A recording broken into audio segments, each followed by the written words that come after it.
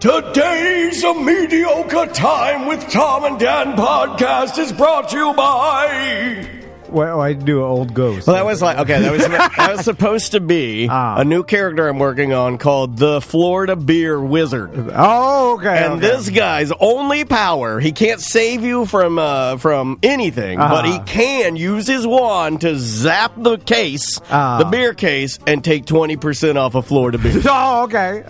That's a pretty badass, I mean, it's not going to save you, but it'll make you happy. Speaking of that, that's exactly what ABC Fine Wine and Spirits are doing to help support Florida craft breweries. This is awesome. In fact, after we do this show, I'm going to jump on my scoot, and I'm going to scoot up to my local ABC, and I'm going to load up on local beer. Oh, yeah. I mean, I've been to my local ABC and got tons of White Claw and some vodka, and, there's some studies say that Americans are drinking more than ever, and, nothing else to do. Yeah. So, ABC Fine Wine and Spirits, Florida-wide, are taking 20% off of all Florida brewed craft beer from now to the end of April. But what you want to do, you want to look for that made in Florida icon while you're shopping, because we have a lot of great stuff. In fact, you guys had a conference call with a Florida made distillery that we might be talking to very, very soon. Yep. Florida's got a lot of great products, and right now you can benefit. And just look at it like this: the more that you buy, the more that you're going to save. The more that ABC is going to be able to go back to these local breweries, these Florida breweries, and buy more beer from them. Everybody going to prop each other up. Yep, absolutely. This is the way we're going to do it. And we're going to do it through drinking delicious craft beer. It's the easiest it's the easiest homework I've ever given you. Yeah. Go get some awesome Florida craft beers at ABC. They're giving 20% and let's not off. kid ourselves. Craft beer is expensive. We know that. Yeah. But you're paying for quality ingredients. Well, 20% off of that's a lot of dough. Yep, and I love getting my White Claw there, your wines, your spirits. Andrea and I get our tequila there. Yes, indeed. And when you shop there, use hashtag TDABC. That's hashtag TDABC. Also, if you are into cigars, thehumidor.com, use our promo code Tom and Dan. You'll get a percentage off as well, and you can get some fine cigars from thehumidor.com. So whether you're shopping at ABC Fine Wine and Spirits or the Humidor, remember hashtag TDABC or promo code Tom and Dan.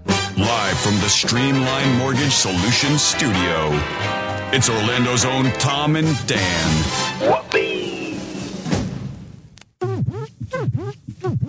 Hello, this is your Mediocre Time with Tom and Dan program.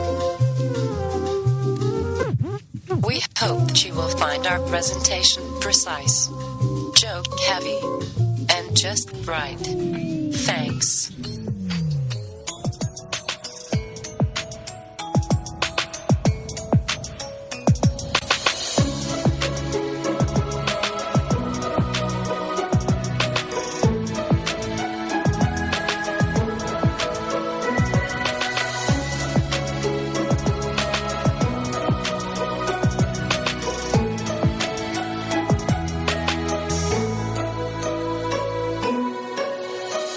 Show number 565. Yes, sir. It's another Mediocre Time with Tom and Dan program. I am Dan. I'm Tom. Samantha, our producer, is here. Butler's sitting in, pouring the whiskey and getting some toast ready. Welcome to the show, everybody. We're going to try to make this as funny and as normal as humanly possible. Samantha, what hoodie you got on today? I have the new hoodie. I like that hoodie. What do you call it? Like the Founder's Crest? I guess? That's a great hoodie because it's super duper soft. Yep. Speaking of merch, still have the promotion going on right now. If you buy a piece of merch on tomandan.com, get a free pair of Tom and Dan sunglasses, a free koozie. Yes. Eric always throws in magnets and stickers in every order. Yeah. BDM stickers. So that would help us out if you order a piece of merch. We have some new merch coming in next week.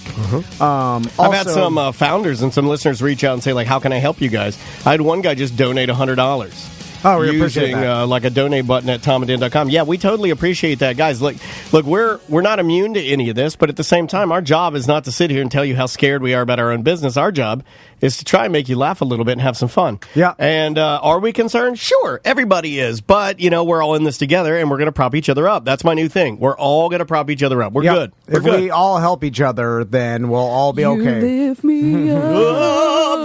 So I can stand on mountains. You raise me up to see Tom-vana sweet beans. When he leaves, the bathroom smells like terrible shits. All right. You raise me up. Stop getting smoothies. You have too much diarrhea. Oh, it's going to be bad tonight. He had that sandwich. Are you doing the double smoothie again? You did a double smoothie yesterday, and you almost wiped out the entire studio. No, I've tried to. It's a smoothie-o.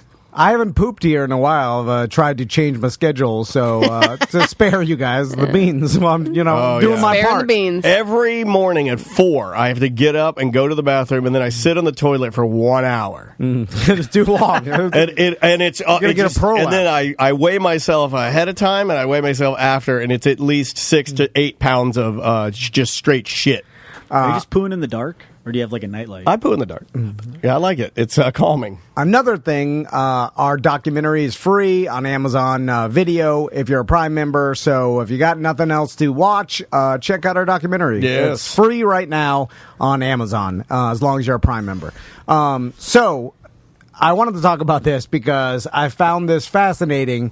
Samantha, earlier this week, you said that... Small tits, medium tits, large tits? Yeah, no, not that, but... But you did say that. Yeah, that was last week. That was last week. Yeah. But I'm still reliving What is time? it. I'm still reliving it. It does have something to do with tits. It does. So you accepted a friend on Facebook, and and there was I got a friend request from a gentleman, and I always Well, it check wasn't to me. see if mutual friends and whatnot. And we had like 900 mutual friends, so I was like, oh, it's probably a Tom and Dan listener. Yeah, that's a lot of friends.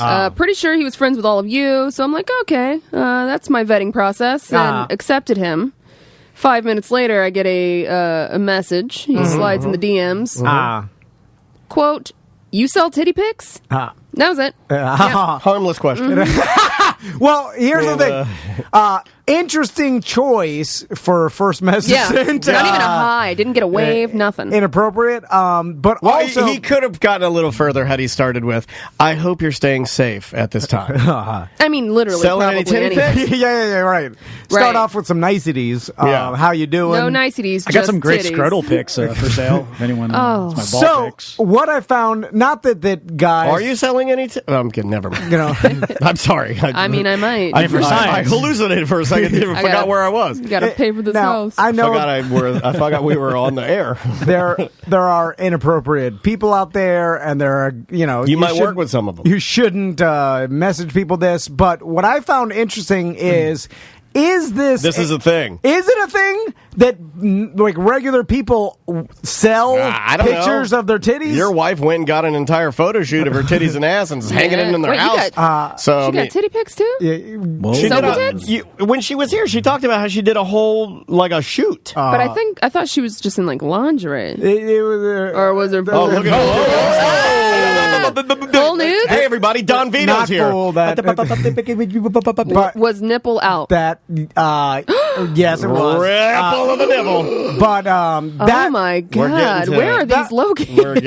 You'll never know. that's for a wife. I'm going to guess the pool shed. They, You'll know if he He's gets behind up, the gets in his scenes. car, drives to his house right now. He's like, fuck. He found just one guess. I The framed code on the door is 6969. Fuck. blew him up and framed him, hung him on my bullshit wall. So You remember the story about how Crystal's sister found that photo of her biting a hot dog? Yeah, What yeah. what happens when your children find these forgot about tit that. pics? well, these are Stop it. locked away. And, Where? You're not locking anything away. they are locked away in a secure place behind So you the go jack off in the pool shed to your behind the wife's tent? goddamn seeds. Like, I gotta go clean the pool again. Can't find the camera. Come on, soapy butt, don't film me now. This took a turn. Are you clowning me, soapy butt? Come on. are you soaping me? Are you soaping me? Not in the hole, though. Oh, no, not in the hole. Try to aim for the silverfish. Oh. So, here's the thing. My wife's not selling those. But what I'm saying is, I only said that to prove to you that people do take photos, like, just because maybe you and I are a little more, because I do believe that where I am horny, I might be a little more conservative than some people. You know what I mean? It'd be hard to find someone that is more, I guess, not necessarily liberal, but, cool with everything than you are. But I mean, but at the same time, I'm not the type of person, like, if my wife wanted to sell him or what, I'm not going to be cool with that.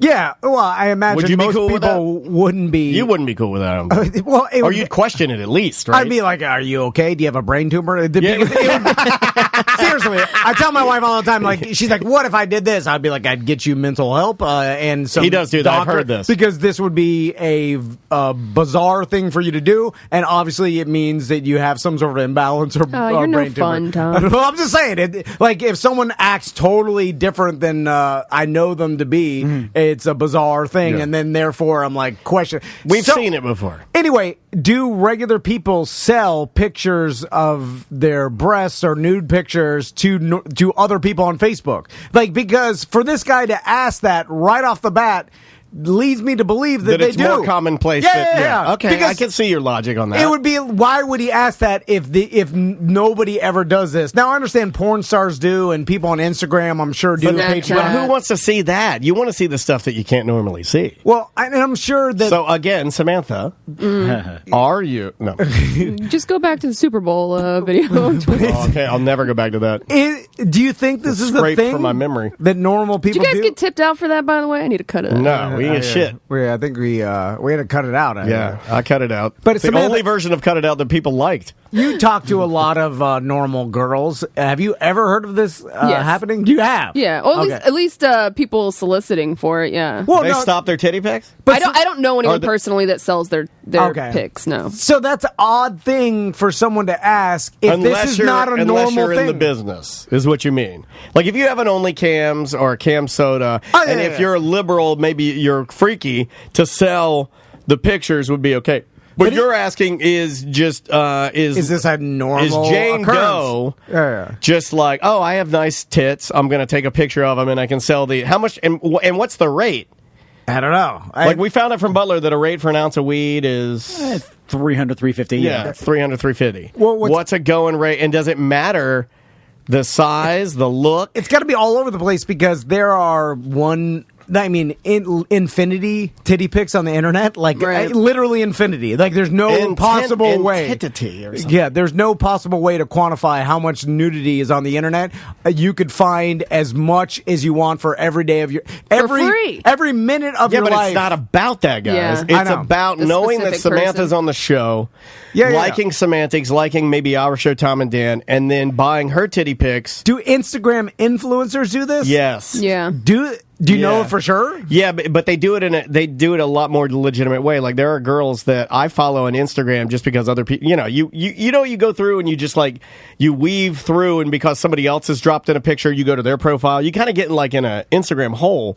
There are girls that I've seen on Instagram that I follow that will then do a Patreon. And they'll say, this girl is creating artistic, sexy content. And then you sign up for their Patreon, and that's how you get your tit pics. Okay. It's just a fancier way of just like, this would be a little more lowbrow if you're like, oh, you send me a pic, I'll Venmo you $5. Like, that's a little, a little shitty. Yeah, because the Patreon thing. Trash. How much do you think I could get? Ooh. Oh, a lot. Oh, a lot. Yeah. You for got one pic. Look, I'm not saying this to be creepy at all. I think you'll understand. If we're just going logic, you got big titties, you're going to be just fine. You're a good-looking girl. What's my asking price? I don't know, but based on size, you could probably get some high rollers to pay $500. For one pic? Yeah. An SUV is more expensive than a fucking smart car, right? Dude, I'm saying that if you decided to drop all your, your morals and everything that you thought about doing this, and then said like, "Hey, tits ahoy! I will sell $500 a piece." Titty pics. I bet you'd have some buyers out there, just because of who you are. There's no way you're not going to sell one. There's no way. Oh, 100%. It'd be like Tom and Dan. Yeah, I mean, I got Tom two. and Dan's I got PayPal. 250. You got 250. I mean, it's coming from Dan's PayPal. And I get the Like, titty why pic, do and they I'm use their own like, and I'm PayPal? doing it like,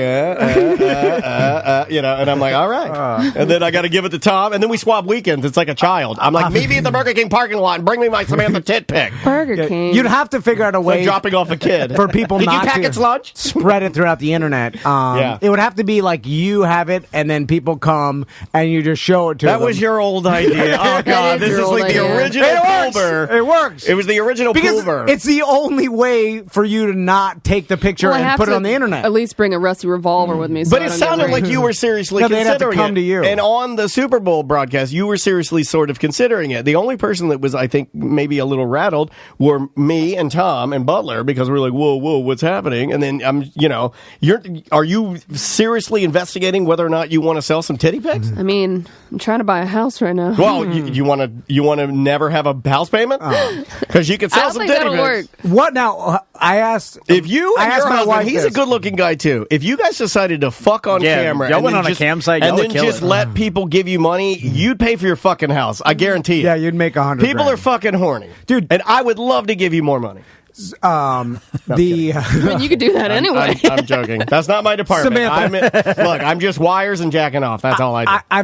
I've asked my wife this psychologically. What if you found a girl, right, with similar body type, and then use like someone that's advanced Photoshop, like a Travis or whatever, and he just photoshopped your face, or Tony If Palmiotti. I fucking walk in the studio and Butler's photoshopping my face on some naked chick. No. But I'm saying if you even better, Tony's doing it in No. between handfuls of checks mixed. what would be the feeling about say you sold nudes? fake nudes of yourself? They're not actually your new body, but people believe they are. That's actually happened already. So like a really good deep fake. Yeah. So, but BDM did that before. Of you. yeah. Remember, we kicked him out of the group. Of Yeah, you? yeah, yeah. Was Yeah, it of was you? of me. yeah. What Hey, did the picture look like? people I might have it saved. people do this with celebrities all the time, but psychologically, is it sort of the same if there's a picture floating around of you that people believe is real, but you know is fake? You know, it doesn't work for me. I'm too emotional. I'm like a woman. I can kind of tell, and if anybody, no, that's probably not real. That's probably not real. Then I can't get one going to it. No, They'd no, have no, to no. like I'm talking- Photoshop no. my tattoos and stuff too. Yeah, but I'm talking about how do you feel about it, Samantha? Like, could you feel better about that it is fake, even though people think it's real? For instance, but you're going to have to justify it with people, because there will be people that are outspoken that'll mention it to you, and that's where Right. things get a little uncomfortable. If you just never had to address it, I think you'd be all right. Yeah. like, for instance, Yeah. Right? If I don't That's how I have, if you would don't feel. mention it to me and I don't have to think about you jacking off to my picture, it should be fine, man. And is it different? Butler got really happy when you said that. Like, does it matter what people think is true, or does it matter what's really true? You know what I'm But saying? it only matters to you. And also, let me throw this out there, too, the inconvenience. Because, again, there are going to be the outspoken people, and then you're going to have to choose whether or not you explain it to them and tell them it's fake, whether or not they believe it once you've explained it to them. No, but like I'm saying that what if someone like presents you a business plan is like, here is a really good fake nude of you, right? I mean, photoshopped everything where it Why is. do I feel like you've already got this done? No, and you're no, gonna be no. like, bring him in. I know hypotheticals are stupid, but if they're like, this is a really perfect, hard to recognize Photoshop of Okay. you can sell it, make money. People will believe this is you, but you know it's not you. Is it the same mentally as selling a real pic? It shouldn't be, but if Right. everybody thinks it is, Then it's it's almost the same Yeah. as it being real, because perception is reality a lot of times. And if everybody in society thinks something is Like true, if everybody thinks Carole Baskin killed her husband, then she killed her husband. Right. yeah, it doesn't matter It doesn't what the matter reality because, is. because Yeah. the amount of press the Big Cat Rescue is getting on their Facebook. I went on there. It is ungodly, the amount of people that are trolling that page now. So you're kind of right. But bad press for her, but right? Bad. Yeah. But whether she did it or not, like you're saying, doesn't matter because public's in their gonna be eyes, deemed. they're already villainizing her, whether she did it or not. Doesn't matter. And it doesn't matter what she says, No. because everybody's made up their mind already. Yeah, and of course, if she says I didn't do that, then she's a liar, right? I mean, that's what people have already decided. She's interesting. a lying fucking bitch. And I bet, Well said. I bet people already do this, by the way. I bet there's some sort of Instagram influencer or someone that's doing this because they could justify it better in their mind, if they're like, hey, I'm selling these nudes, but it's not really me, and I make the money, they think it's me, who's the loser in that situation? Like the person that's buying a technically fake nude, but if they think it's real, they're getting the same enjoyment out of it, right? Yeah. No, Like, you're right. There's really no, like, technically you're frauding the person, but In the end, they're are fucking you their really- hand. Yeah. In the end, they're fucking just their jacking hand. off to it. Well, but did you? It's weird. I mean, are you gonna say? I think it would only matter if you were looking at them or emailing them or talking to them and saying this is 100% me. I guarantee it. If you never say that, then who the fuck cares? Well, they would be buying it from you with that, mindset that it is real. Right. Anyway. Just don't talk about it too much. Beat around the bush a little bit. So We just ruined it for Samantha, by the way. I just called Kramer. Is that him on the line? Yeah. Are we going to do a live lawsuit? I mean, this has never been done. I feel He like said he's been waiting to fuck your asses. Oh, I bet. again, Like literally or like figuratively? Literally. Okay. And he wants to sell those pics. Again, I always imagine me sitting in a courtroom in a ill-fitting suit, listening to this audio being played back loud while everybody's dead face serious. I'm like, it's not meant for a courtroom. It's a joke. But they're listening to it, the jury's shaking their head. I'm like, fuck. Pieces of shit. No, we have a BDM on the line, on line 1, Jonathan. Yes. So, Hey, Jonathan, can you hear us okay? Good afternoon. I can hear you just fine. Hey, man, hold on 1 second. Tom's going to give you a nice little intro, okay? So this, I saw Jonathan post on the BDM page, and I guess it was inevitable for it to happen just based on how many BDMs we have. But Jonathan, he posted on the BDM page, like, hey guys, I tested positive for the coronavirus, and I'm going to be in quarantine for a while. And a bunch of people are commenting and curious about it, so I figured that we'd have Jonathan on the phone. Wait, he has he got tested positive for the coronavirus. Like, you mean this? I've got a corona boner and it's throbbing for you. My buddy said that this is just like the flu, but then he died, so that just can't be true. Corona boner, corona boner. Welcome to the show, Jonathan. Oh, no. I'm sorry, Hey, Jonathan. great song. So, Jonathan, you tested positive for the coronavirus? I did. I was tested 12 days ago, and at the time, well, first of all, let me, anybody who hasn't had this test already, it's a stinger. They ran this medical swab all the way up your nose. They say it's gonna hurt for about 10 minutes. They really took about half an hour to recover from that. Yeah, they're bad. But at the time, I was told results within 5 to 7 days, and that I could expect daily checkup calls to see if I'm getting worse or not. Okay. Now, None of that happened. No. That's Oh, I was okay. in the dark. So, Jonathan, do you have any idea how you got it? I did have positive contact with somebody. I'm not going to go any more in depth than that. Yeah. for Mysterious their Asian privacy. blowjob. I'm familiar. So, and is that what made you go get tested? Is because you're around someone that you knew had the virus? Well, my little city of only about 70,000 people is the hotspot for the state of Georgia. We are putting out positive tests day after day, and I did not suffer really. I mean, I had a very slight elevated temperature one night, and I said, "Hey, here's a way to get out of work. I'll go get tested." And the whole time, I did not have any trouble breathing. I did not have a high temperature. I did not feel poorly. I just, I started to feel like, man, I'm going to get in trouble for faking this. Right, But I was positive the whole time.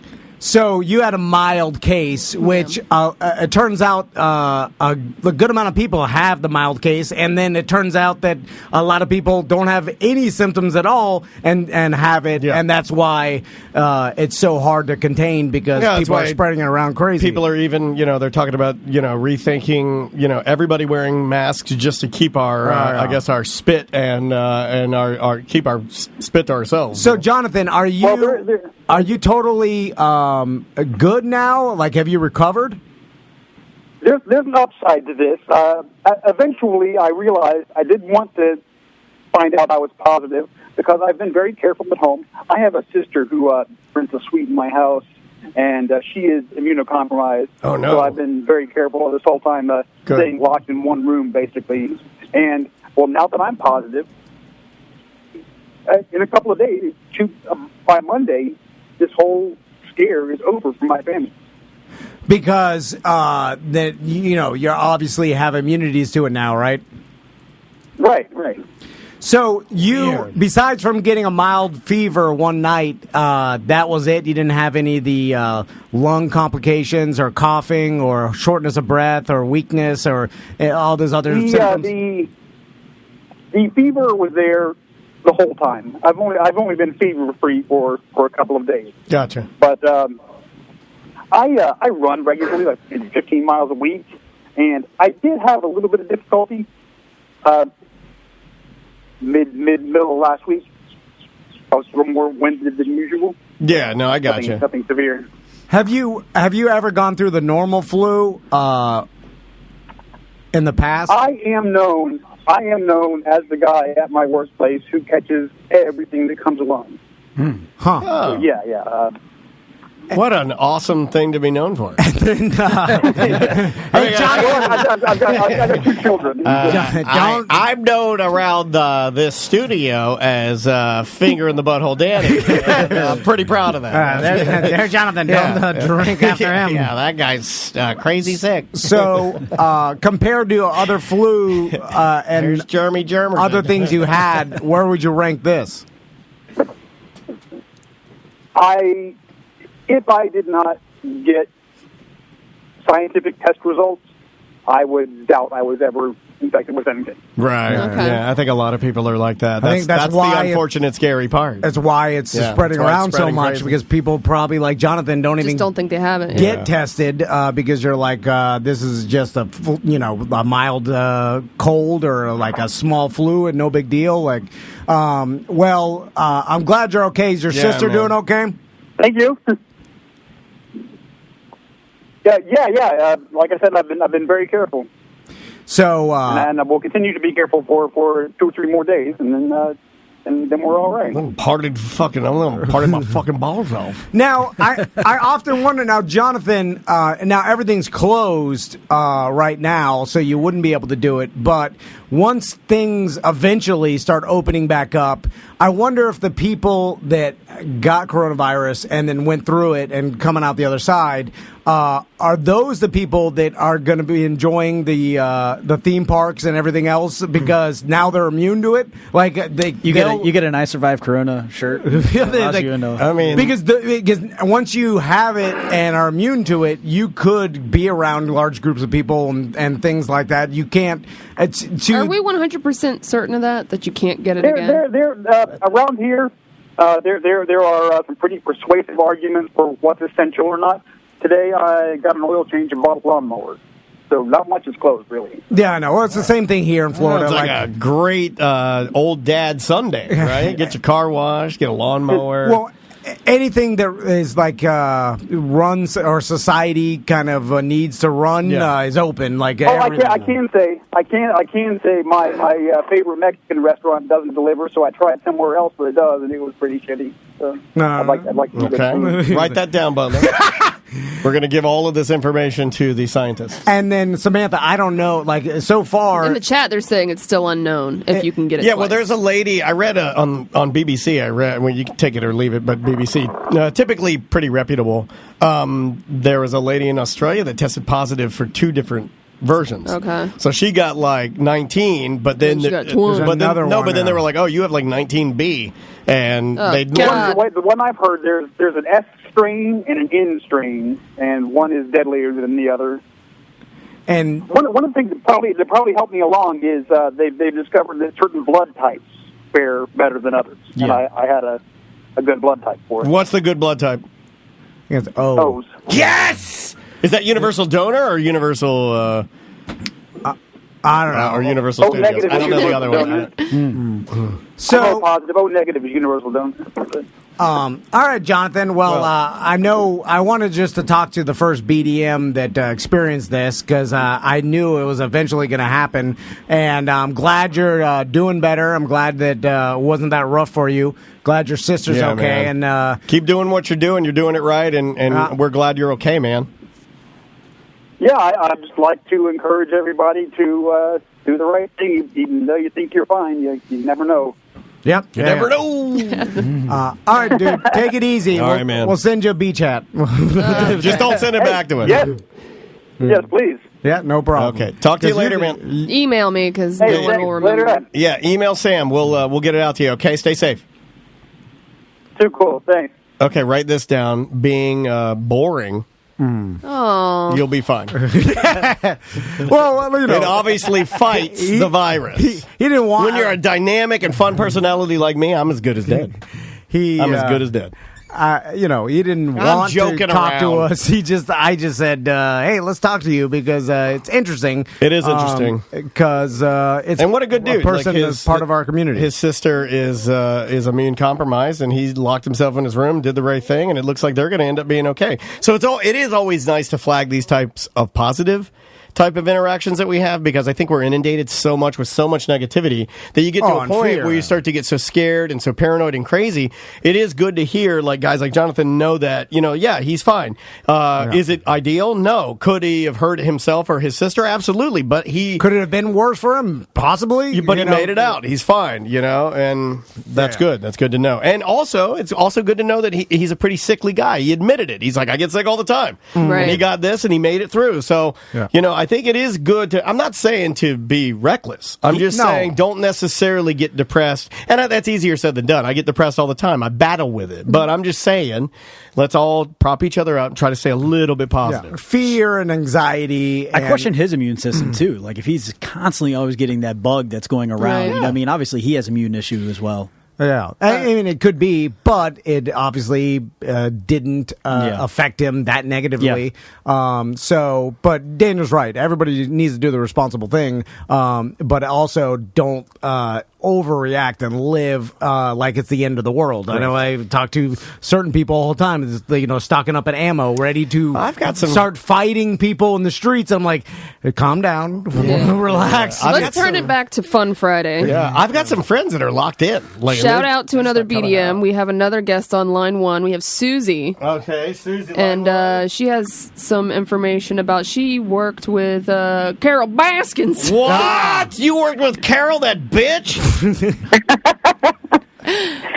How you doing, Susie? I'm doing great. And Tom, my nephew told me you prefer to be called Drunky. No. Get him. Your nephew must be Travis Pastrana. Go watch yesterday's video on YouTube, Tom and Dan Live. The very end of it, if you want to see, see so my good. favorite thing we've done in months. It's Monday's ACT. Yeah, it's so good. So, Susie, with the popularity of Tiger King, and it's still, it's going to red hot for a little bit. Yes. Probably for the whole month of April, then people are all going to be tired of Yesterday, it. you were cracking up because Cameo sends me these emails, and I got an email that's like, connect with the entire cast from Tiger King, except Joe Exotic. And then they had everybody. They even had Do James, they have Howard? They have James Garrettson, and then he rides his jet ski up on a fucking trailer. And then he pulls his sunglasses down, and he's like, what's up? It's James. I'm the jet ski king. Fuck you, Carole. They're all doing it is. It's awesome. It is the epitome of a bunch of white trash got instantly famous overnight and don't know what to do with it. So they're all on Cameo and they're all doing great. and they're all doing their they're just like, oh yeah, they the people love the Carole Baskin thing. Let's just say it like they're doing it like, oh my god, it is an experiment in white trash sociology. It's so good because it's bizarre. So anyway, Susie, who did you work with Carole Baskins?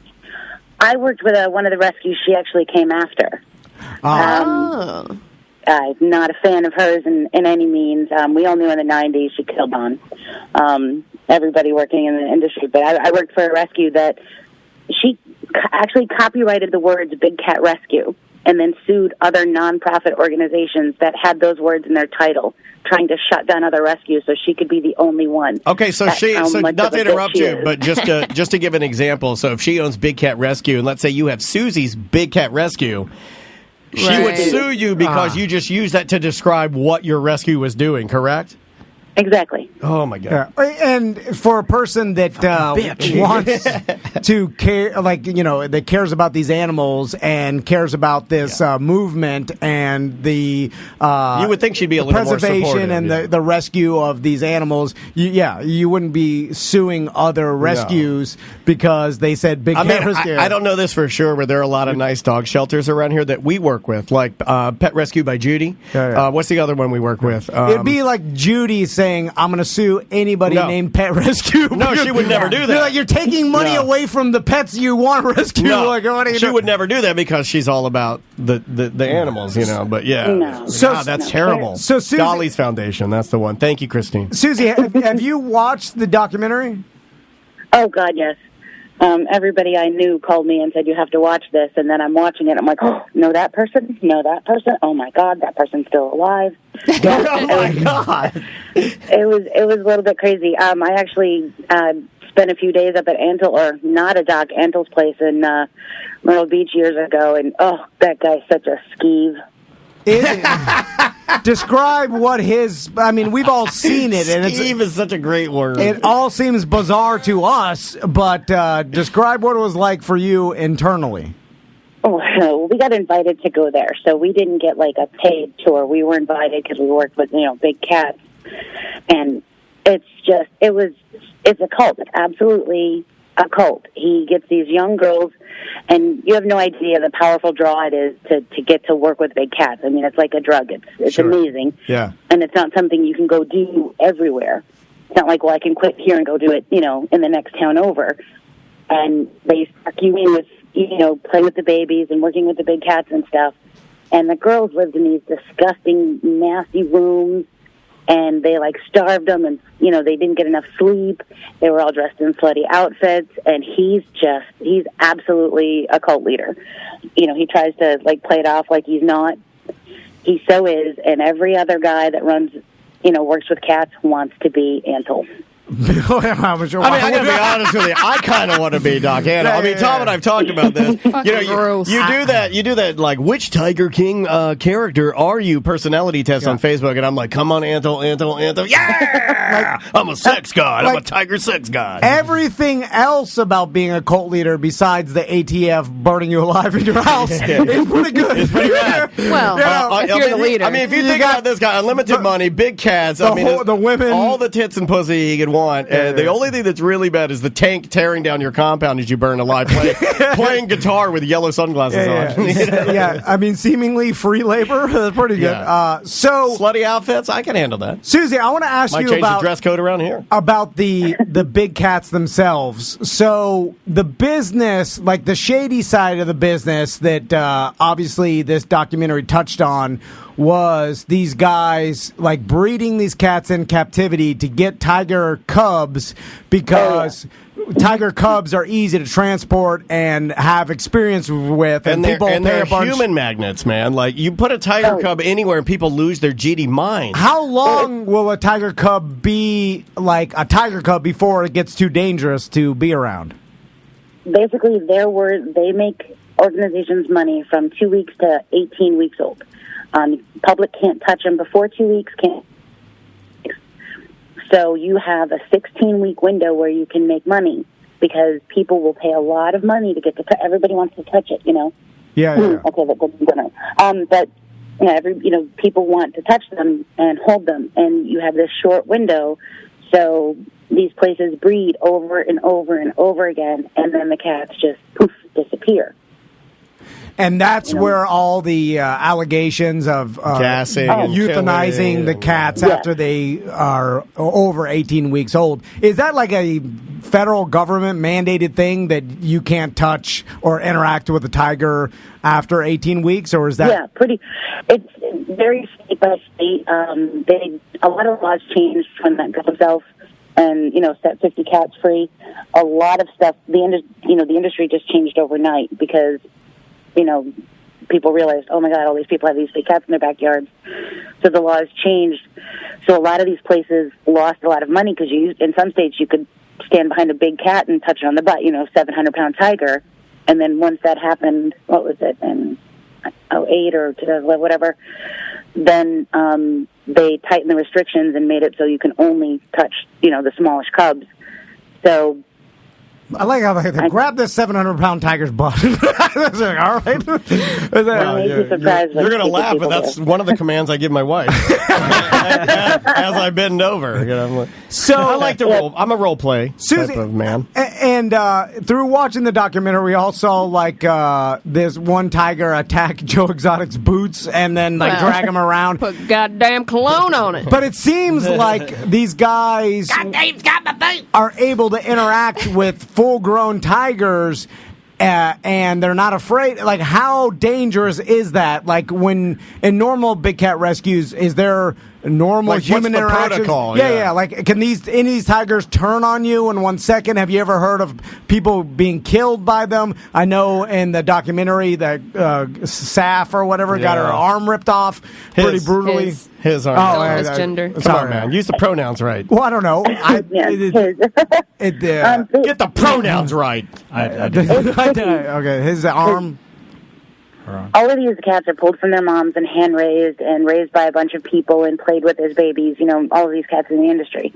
And then as they grow up, it varies from cat to cat. I worked with over 60 cats. I bottle-fed 20 different babies, and as adults, I could only, go into the cage with 7 out of those 20 that I had spent 40 hours a week with hand-raising. So it depends on the individual animal. Joe was known for getting rid of cats that weren't friendly anymore. He was pretty famous for that. So for every cat you see, the person walking in the cage or Doc Antle walking, one of the huge cats on a leash, there's probably 7 or 8 others that were raised at the same time that aren't friendly enough to safely interact with. Gotcha. I never got attacked or anything. I got hurt a couple times, mostly just because they're so incredibly strong. So you didn't have your arm ripped off and then change your pronouns? No, I did not. Did not have my arm ripped off and change my pronouns. Okay. I had my knee bent all the way backwards and tore a bunch of tendons and ligaments. Ooh. Is that just because they want to play with you, but they're 700 pounds and they don't know their own strength?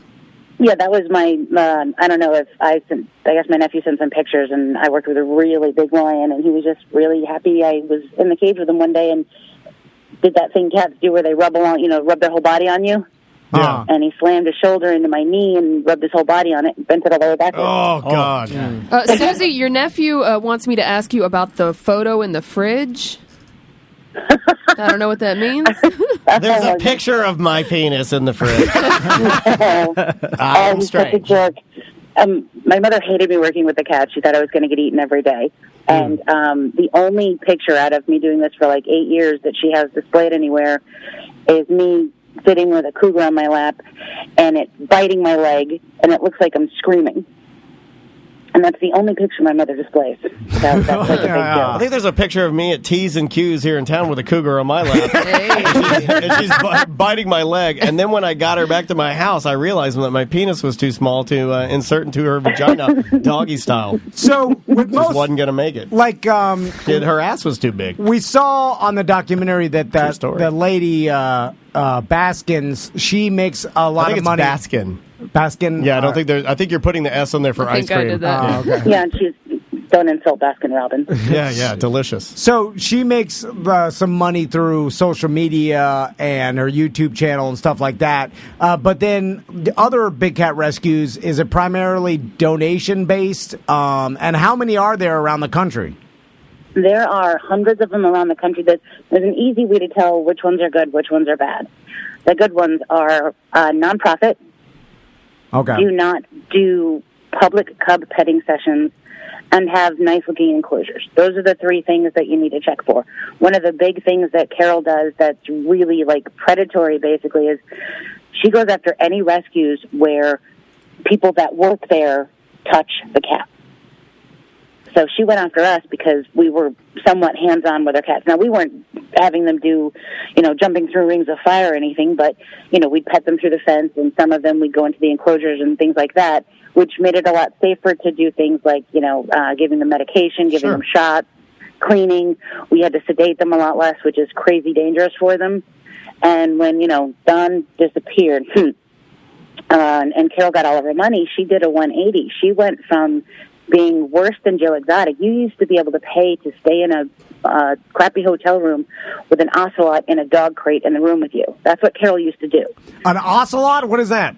Cat. Small spotted cat. Yeah, they're. okay. But yeah, a bobcat? Now I did some research and I read this too. Remember when I was trying to go back and forth with Joe Exotic's PR team?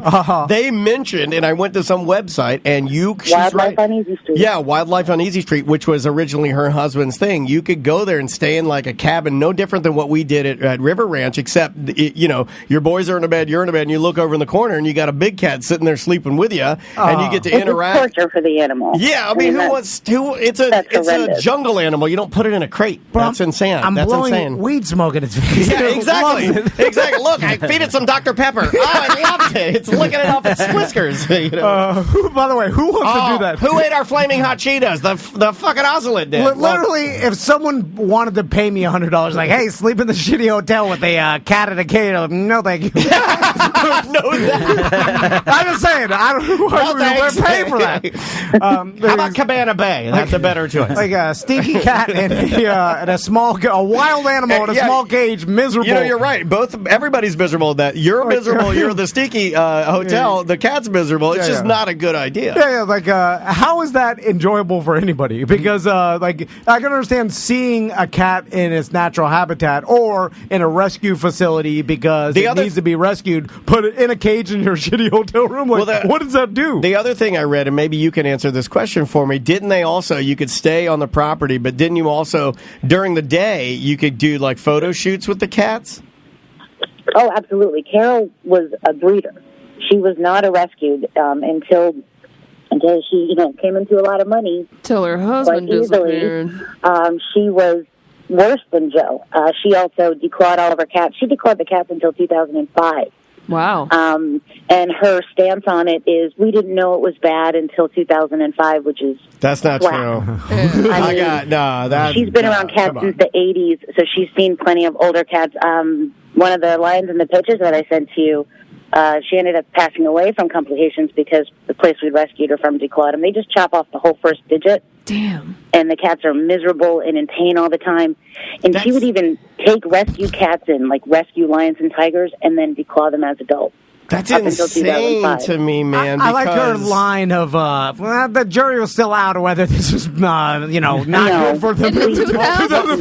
Look, I'm not 1900s. Like, I'm an animal lover. I'm certainly not like your wife, Crystal, but how much I love animals. Of course. And what's insane to me is that, like, declawing, and, there's certain people, I've known people who declaw their cats and stuff like that. Personally, I don't approve of it because, to me, in my brain, it's like cutting off the fins of a fish. It's what they are. A cat is claws. I mean, that's its thing, right? I mean... And it doesn't make them safer to work with. Honestly, the ones that get their claws removed just bite harder.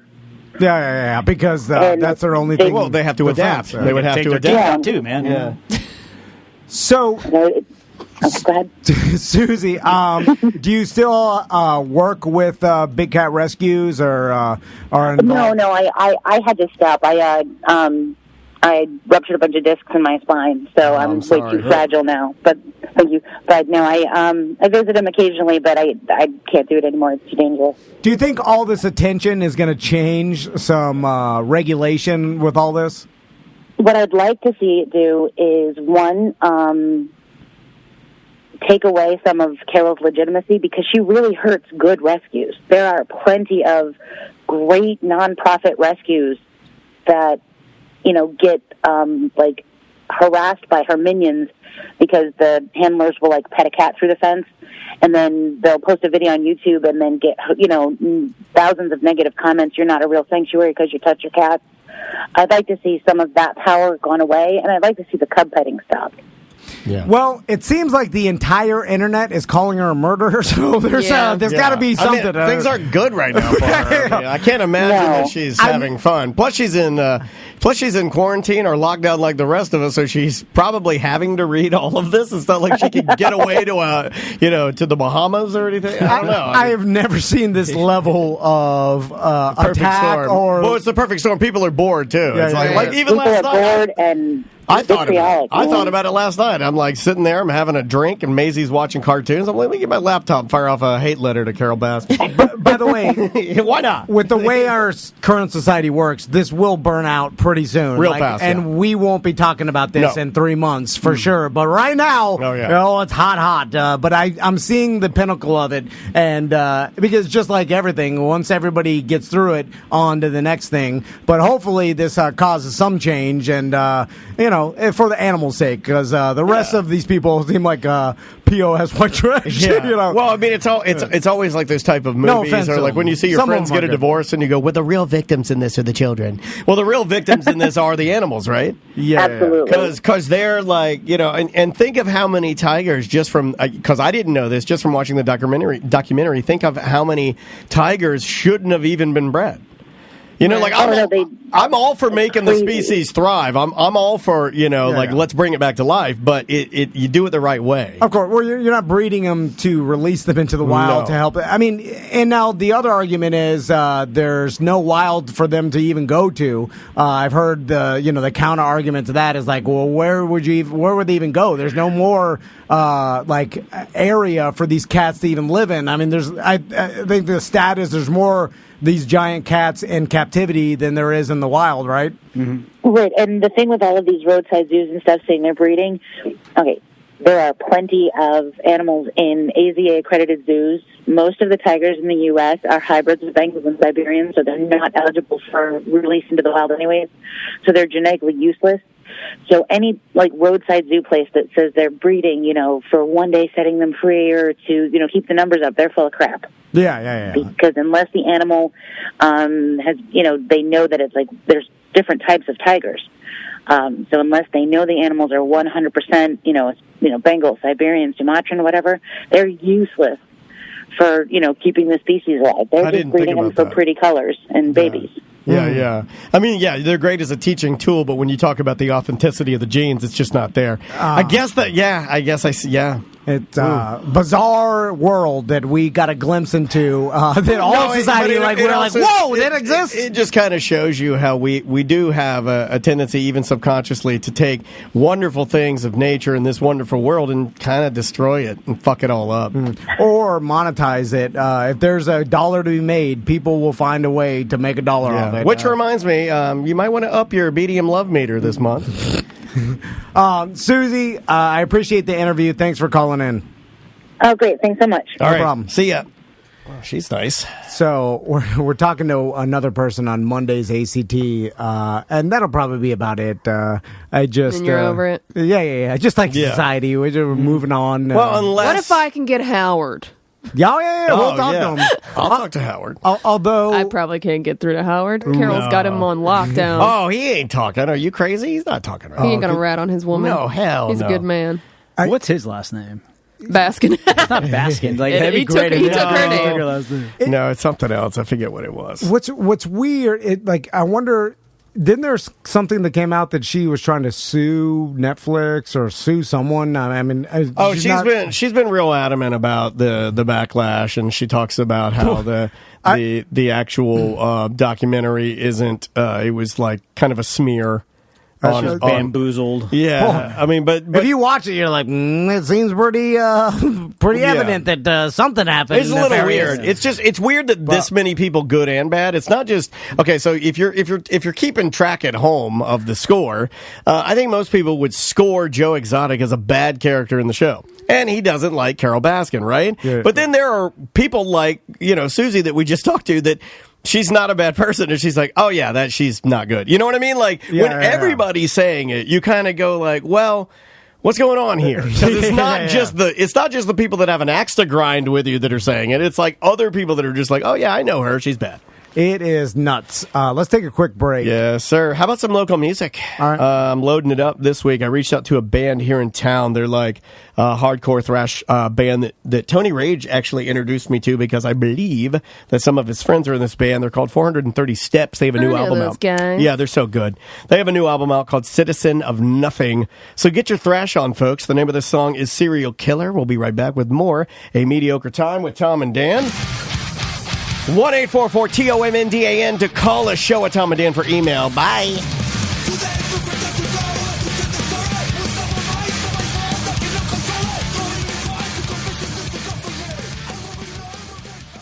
We just had this gentleman over the house to Who was it? give us a quote on our floor. You shouldn't be doing that. What do you mean? So social distancing. Oh, well, we would need social distance. He didn't have to be next to us. Who are you talking about? Talking about Justin Whitaker. I wrote him a song. At Home Floor Store. I wrote him a song. Oh, really? Yeah. Okay. You want to hear it? Yeah. Ding dong, someone's at your door. It's Justin from the At Home Floor Store. He's a nice looking gent and he's not a bore. He's got a hog in his pants, make your pussy roar. Oh my God! Don't. They're laughing. I don't know if he wants us to say that. Butler laughed, and that's what. He's the sales department. Are you? You're not the fucking sales department. They don't know. What are you? No, Butler's in charge. They don't know. He liked it. At Home Floor Store. It's a true at-home floor shopping experience, dude. Now would be the time.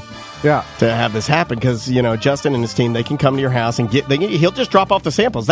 In fact, there were a couple times, if you're worried about that, there were a couple times when we couldn't meet him and he would just swing through. Yeah. I'd use my precision garage door button to open it from my phone. He'd slide the samples into the garage and then I'd shut it, and that was all we needed to do because we were in the picking phase. Is that where you're at? Yeah. What are you guys going to do in the house? My wife is still looking at tile There's options. So many options, dude. And he gets all the best stuff. I think we use this Shaw luxury vinyl plank, but a lot of this stuff that he has, it's like new technology stuff, like the Phoenix carpets and stuff like that. They have a thing called Microband that helps protect you 24/7. So if you are worried about bacteria, mold, mildew, stuff like that, they actually have technology, and he sells that type of flooring if that's what you're worried about. Yep, completely waterproof flooring, that luxury vinyl plank. I love it. And they can lay that over your existing tile. Doesn't even have to break up all the tile. I was mopping last night. Tons of different options, and they're running a promo right now. If you refer At Home Floor Store, like maybe tons of our listeners have used At Home,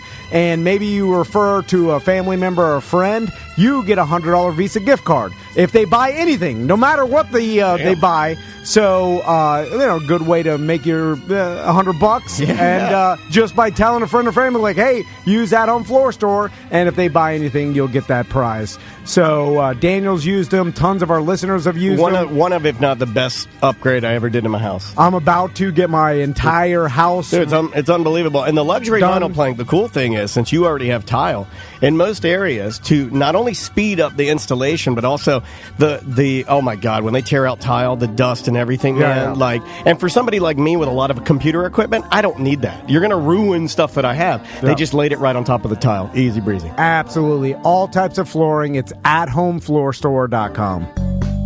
Scumbags! What's going on? It is Sam and Trav with your BDM clip of the week. Sam. And Trav.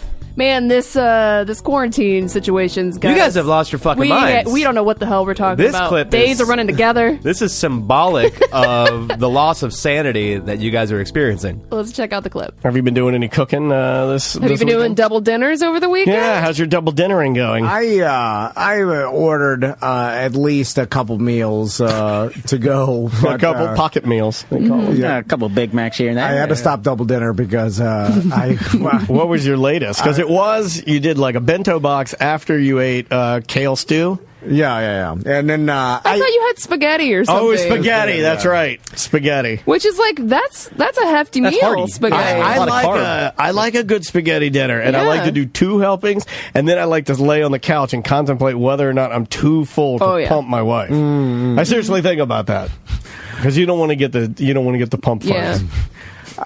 Also.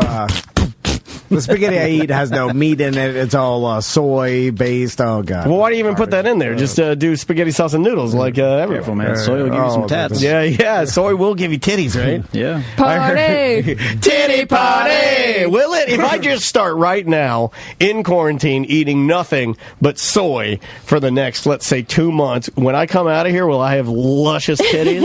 I wonder how big they can get. How big can I get my titties naturally? Well, Yeah. you'll flood yourself with estrogen, and I don't know what will happen. I kind of do. No, I want to. How big can I get my titties? I think you can get to a sensible B.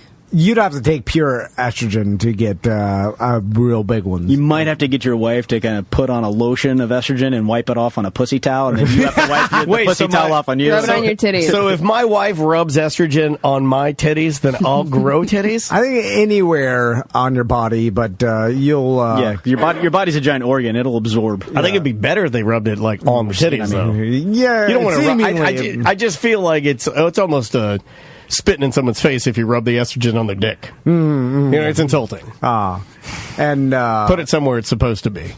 Rub it on my butt, which I call my turd pussy.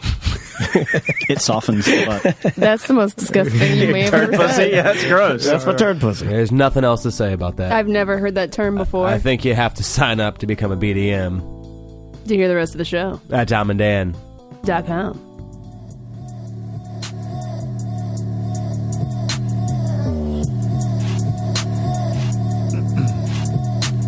Oh, turn me on my headphones. Are you clowning me? Tom-vana, known to get clowned on the regular. Everybody knows I'm actually regular. I take a lot of shits in the studio. Smells like sweet beans. What do you know about it? Gonna do a shot with Travis. Then I'm gonna lick his asshole. No, come on. Birthday Start butt after looking. Let's do the shot. All right, Okay. we're back. Welcome back to Mediocre Time with Tom and Dan. Now Butler is going to do a shot with us. All right. Not all heroes rock the cape. Remember Sugarworks on this date. From Shine to Bites and Creek to the Bay, this local distillery is paving the way. Converting spirits. Hold on, he's not done. Converting spirits to sanity for those in need. I'm so excited. I gotta go pee.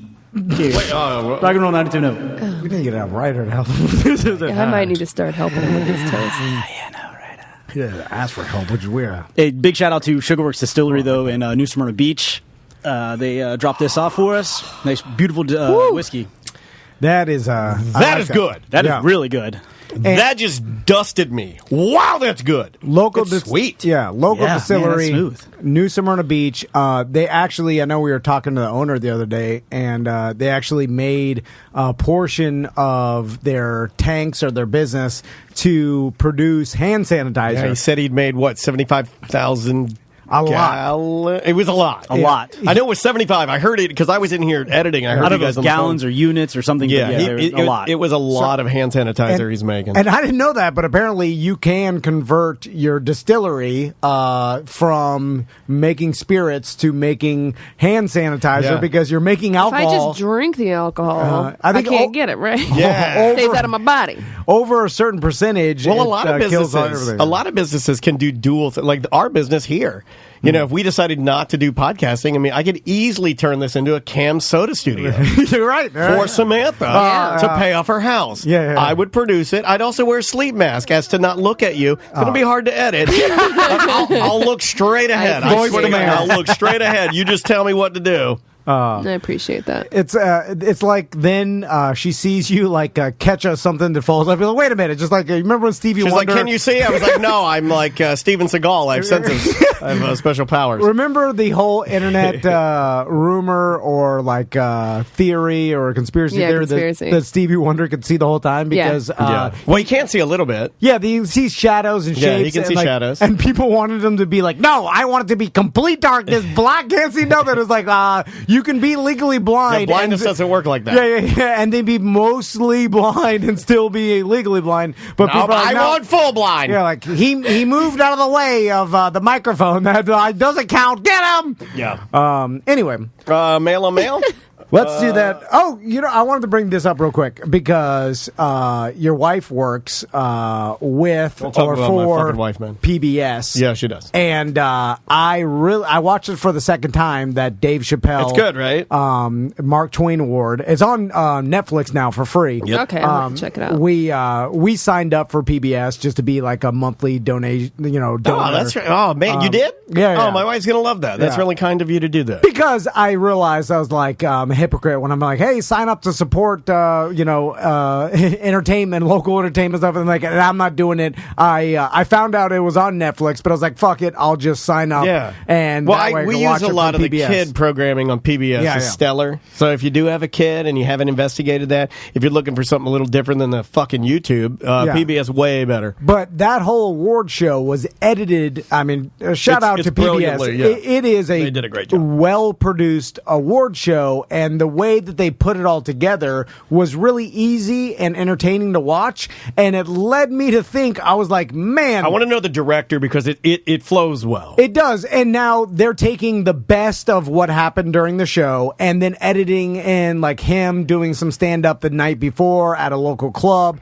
Then, it's very natural. Yeah, they did a good job. And so I looked at it and I was like, this should be how all award shows are done. Yeah. Now, there's some problems with that. You couldn't do it logistically, maybe, but you're right. It made for a way more entertaining award show. Because we do these award shows live, and they're these 3-hour, ridiculous marathon of people giving speeches and then them rolling it's a bunch of bullshit. The music to get them off stage, and then there's always problems and there's long periods of nothing and commercials and Well, it's certainly not for our benefit because it's not truly produced. Like this was it's edited. This was produced perfectly. An award show is almost like they roll the dice to see if they're going to be able to produce good content, right? Because it's live, and obviously when you're producing something live, you only have the camera changes and things like that to go to, so you don't have that many options. You can't cut out the fluff and cut out the bad parts and things that are not entertaining, but they should, because I would watch, let's say the Oscars. Okay, you couldn't do it pre-recorded because people would find out who won, and then that's the whole point of finding out who won at the time. But I would go back and watch an edited version of the Oscars if they edited to a tight 45 of just the best things. Now I don't know if they already do this, but I think doing everything live can be antiquated. What you're talking about, people have been doing it almost on their own. Like a highlight reel? Highlight stuff? Yeah, there are entertainment and not traditional media. You're not going to get your NBCs, ABCs, Entertainment Tonights. There are guys on YouTube that will take the entire thing and then curate it for you. It's almost like we're in such a renaissance period of video and audio that you can have a guy, let's just say, and I'm going to throw this name out there. This is a dated name, but you'll understand what vein I'm talking about. Perez Hilton. Remember that dude? He's still around. Yeah, so take a guy that's just like a young video editor who's really into entertainment on YouTube. He'll take the Oscars and he'll do exactly what you're saying just to boost his own numbers. Yeah. And what are they going to do? Nothing. Nothing. Because to me, people, especially in the entertainment business, they do things the same way because that's how they've always been done, and it really is a disservice to the audience because they keep doing things the way they always did it, and they won't change unless they're forced to change or unless society is like, fuck this, I'm not watching it anymore because it's garbage or whatever. But I'm looking at all these things that they do live, and I'm like, what is the benefit besides from, I know, Academy Awards, but even less awards like the Emmys and there's Golden Globes, Tonys. I feel like if you took a camera crew, you have to do a version live, I guess, and you could film that, but then took a camera crew and then actually after they won the award, film an interview with them and behind. They try to do it, but it never works out right. It probably would be better to do it and then record it and then just produce it and then let people wait a week. Yeah. Because does anybody really are that on the edge of their seat for the Oscars? They are, yeah. For Best Picture, to find out that moment. I'm not, but for I would rather watch the Academy Awards really well produced than watch it live. Yeah. You know, I'm that way, but I've also been conditioned, and I'm all about podcasts now. So I'm all about, like, give me the pieces and let me put it together. It'll only take me an hour to make it infinitely better than the way it was. You know what I mean? Like, just give me a little bit of time to shine it up a little bit. I've always been that guy, though. And maybe this goes back to my view about, like, live radio, and, like, you know, I've been told by higher ups in the past, they're like, oh, no, nothing beats caller driven live radio where anything could happen, and I've always been like, nah, I don't think anybody really needs it to be live, like, because 99% of the time you're on the air, all you're doing is recapping news stories or going over lists or talking about whatever is going on in your life or whatever it is. Like, you get some callers that call in, but it's not like I need to know as the listener what that caller is doing right this moment. Who gives a shit? Juan said what I was trying to say in a perfect sentence. He's a better communicator. In fact, if you want my role in the show, Juan, it's yours. It became a huge production, but it's not meant to serve the viewer. That's what I was trying to say. You know, we don't get, you know, it's this big, ginormous red carpet and this, that, and the other thing, and the bands and performances and all this kind of stuff. But they're not capturing those performances so well that when they put it all together and deliver it to me, I benefit from, like, amazing, like, they just, I do think that they roll the dice. They get the ads that are running during the time. I think it's more of a money making beast than it is even content. Well, it makes money through ads, Sure. and then the ads are paid for because of people watching. I'm saying that I would be more, I agree with you. You know, likely to watch it if it was well produced and shorter, like the damn PBS Dave Chappelle. Tighten it up. I watched it. I was like, God damn, this is a great award show. Somebody else threw something else in our Twitch chat room. We're live on Twitch. We're always live on Twitch. I get tired of saying that, but with new people, I got to say it. Twitch.tv/TomandDanLive. Take out all of the little political rants that people want to go on. Take out all the like you said, the little weird playoffs, or, you know, just put the best content. Let it roll, and then let the person speak for as long as they want. You know, within reason. You know, like, they're going to be up there filibustering, but, like, get them up there and let them say what they want to say. You might get gold, or you might not. Cut it out. Yeah, exactly. You know, and then that's make this tight little. That's exactly what they did. They made this perfect, tight little. Yeah, I'm sure there was more presenters they didn't even show. No, there always is. Yeah. But it's like they knew what they were looking for. They found it. They edited it perfectly. Yeah. The idea, whomever the producer was or director that said, well, we'll go to the club, we'll grab that extra footage and we'll weave it in. Give that guy a raise, right? And then people, it's so good. I'll say the same sentiment to other people, and then people are like, well, I like watching stuff live because anything can happen. And I'm like, well, first off, most networks and most live things have dumps built in because of, the Janet Jackson thing, or, you know, in case something crazy happens, someone curses or whatever, at least audio dumps where they dump out the audio. Yeah. But I think they have video dumps where you're not watching 100% live. Like, they can dump something out. If someone got up there and flashed their titties, you would dump it. They would dump it out. You know what I'm saying? So you're saying yeah, they would. That's what I tell my wife. That's that move. I have my wife. You put the T-shirt on. You pull it, and the nipples are the only thing holding them up. Yeah. Dump them out. Oh, by the way, we do have BDM breaking news in the Twitch chat room. Oh. Is that true? What? He got a DUI on his golf that's cart? what he's claiming. There was a guy calling in. I saw the live LJ, we flashing. talked to him last week. Yeah, LJ, he wants to call every fucking LJ, week you're now. out of control. He got a DUI in his golf cart. No. Don't, come on. Don't drive That's your golf very cart BDM, though. That's very BDM. And how does that even happen? But I'm with you 100%. Do you want to do mail on mail? Do we want to? Yeah. All right, let's do a little mail on mail. I've got a corona. Corona boy. I'm very sorry. I gotta. Wrong button. Here we go. Got a corona boner. Corona boner.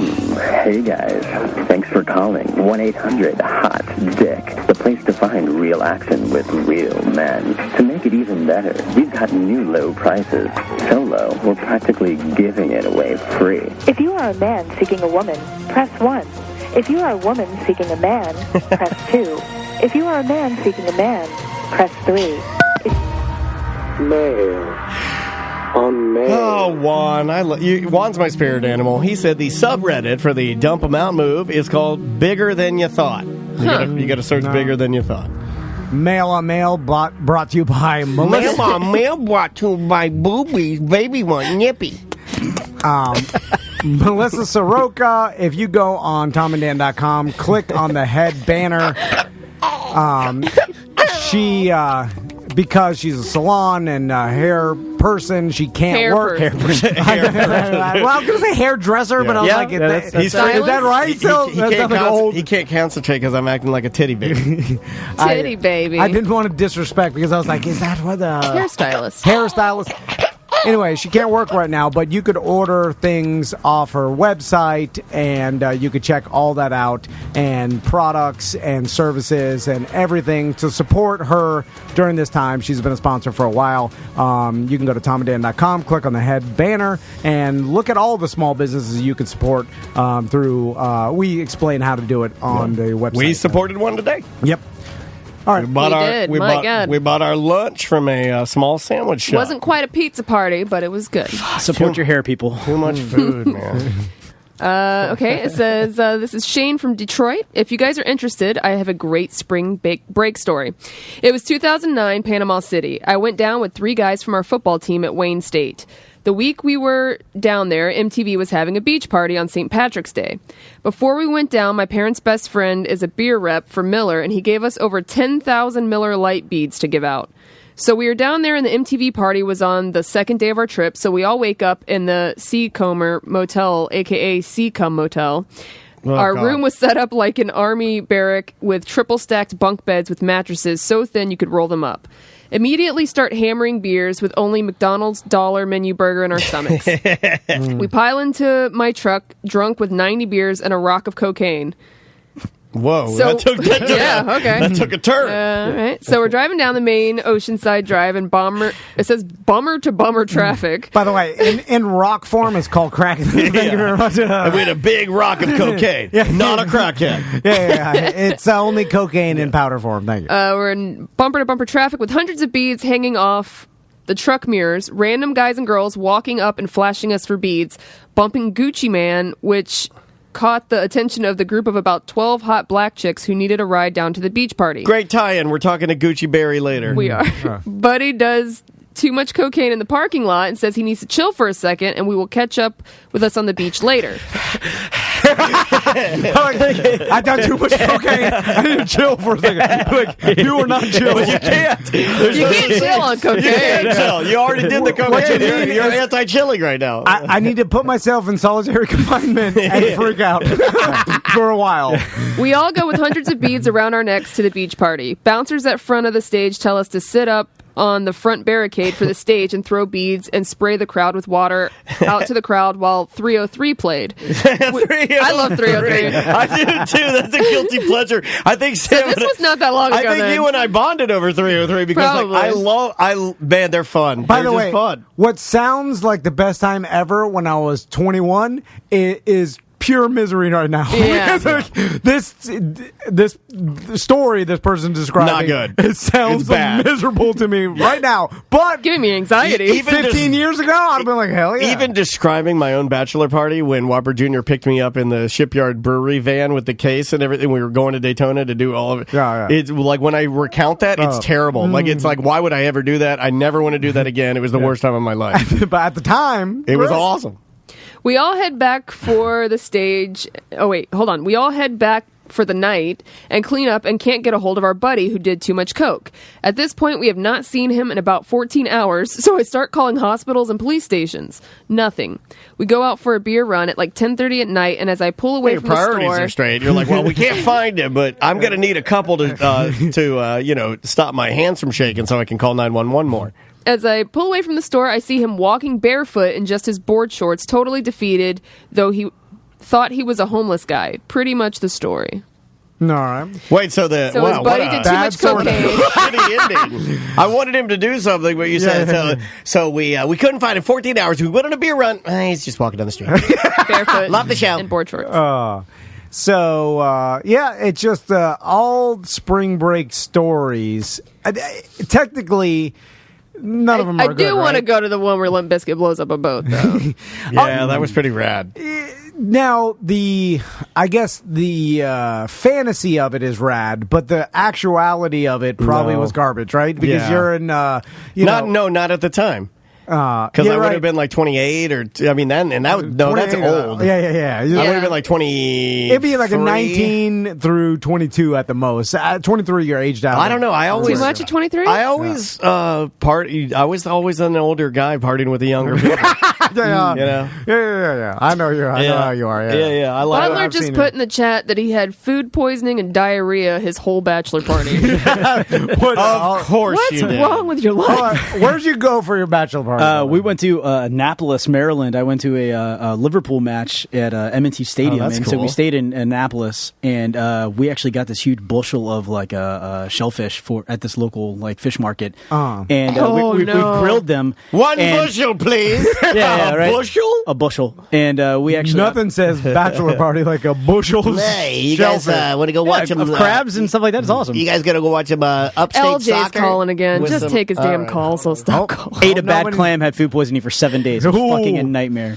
Peeing out my butt. I was drinking beer and it was coming out at the same time. I never ate a bad clam, if you know what I mean. Peeing out your butt, not that bad, right? No, I did it this morning. I like it. Puking, way worse. When And you a pee scale- out of your butt, all you got to do is dab. When you poop, you got to wipe. Yeah. But it sucks when you get every 4 ounces of alcohol or just water, you pee out like a gallon at a time. So Yeah, I like that. that's the worst. You got to do it in doses. If You almost feel hungover because you're so dehydrated. I was better than hard.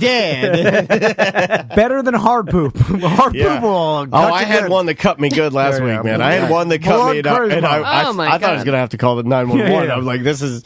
I'm not going to recover from People this. should complain more about hard poop than diarrhea, but I feel like it's the opposite. Diarrhea Y'all gets a have more bad lumpy rap. poop than anybody I know. Diarrhea gets a bad rap. You and should be I'm- like, if you told me you had a hard, beer can size hard poop, I'd be like, oh, I'm sorry, buddy. Yeah. You It know, hurts. Diarrhea, I'm like, a beer can size hard poop is like, I've done them here before once you guys have left, and then I've hobbled myself, and then I have to sit on the scooter. I'm like, oh.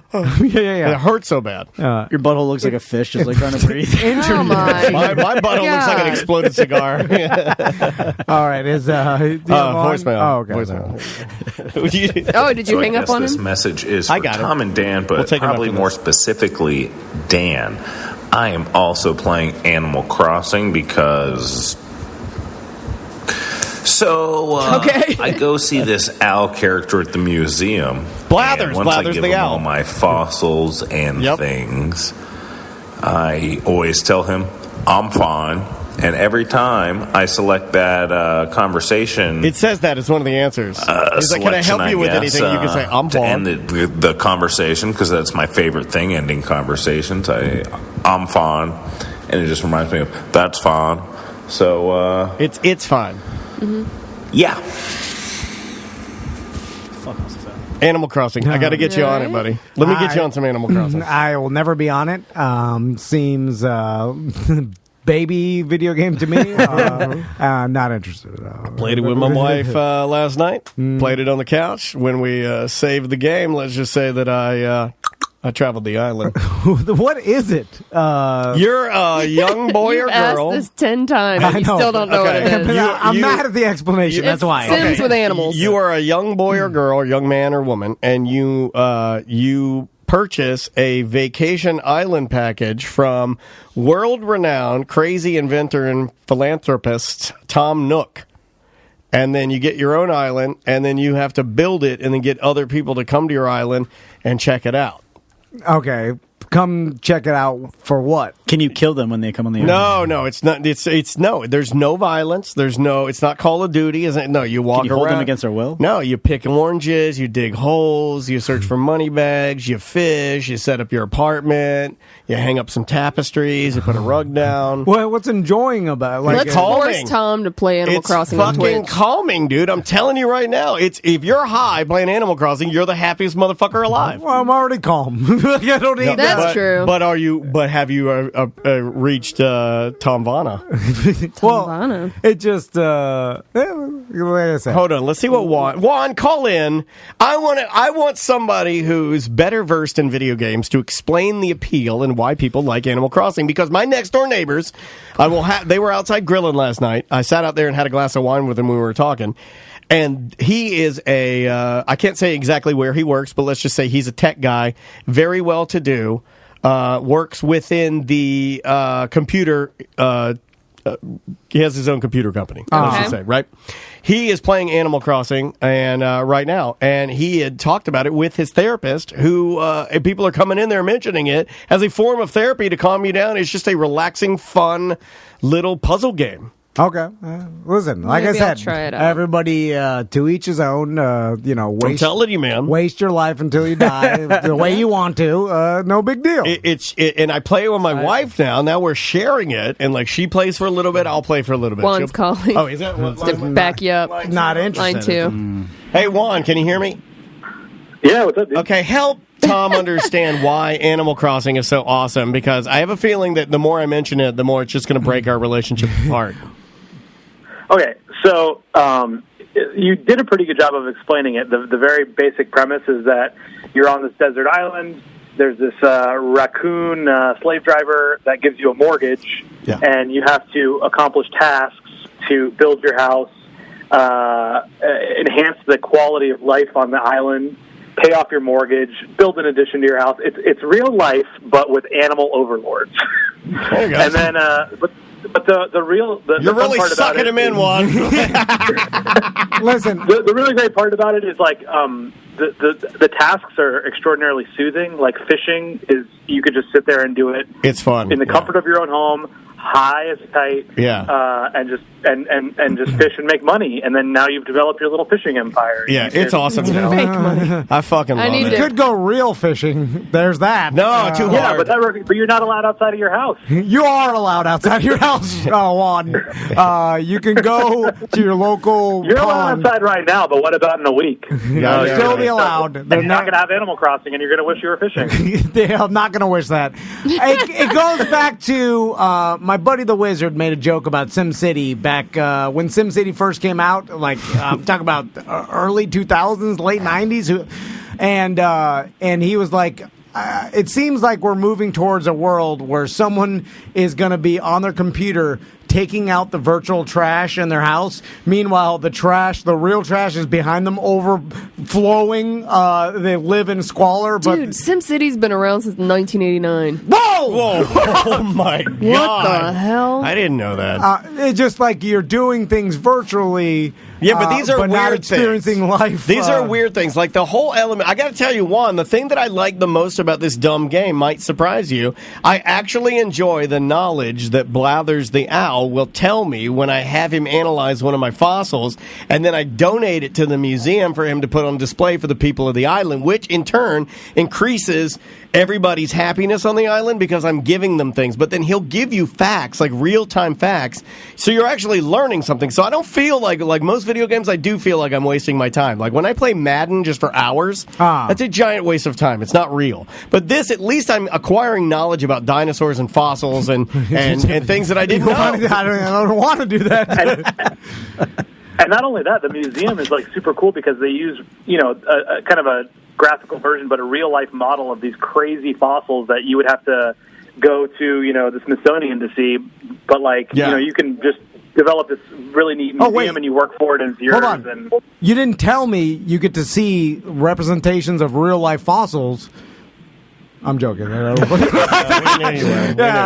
a dickhead. I'm not being a dickhead. You're being a fucking dickhead. You know what it is? I think it goes back to my... I'm not going to let you on my island, which is named La Paz, which means tranquil. The peace, I believe the Spanish call it. I have this theory that, the green dress, blue dress, or what is the gray? Blue and gold. Blue and gold. What do you mean, like Yorl and blue? Yanni? Yeah. Laurel and Yanni? It's the same concept as that, but the... Yanni. The dress Yanni. thing. I think that there's other instances of human beings seeing things totally different. Well, I mean, people have different opinions, Tom. We mean are taste? all Are you just- individuals with different experiences and get different things out of that is human beings. Listen, I'm not the one that didn't believe that there was helium in the balloon. Once that happened, listen. I'm gonna question everything you say,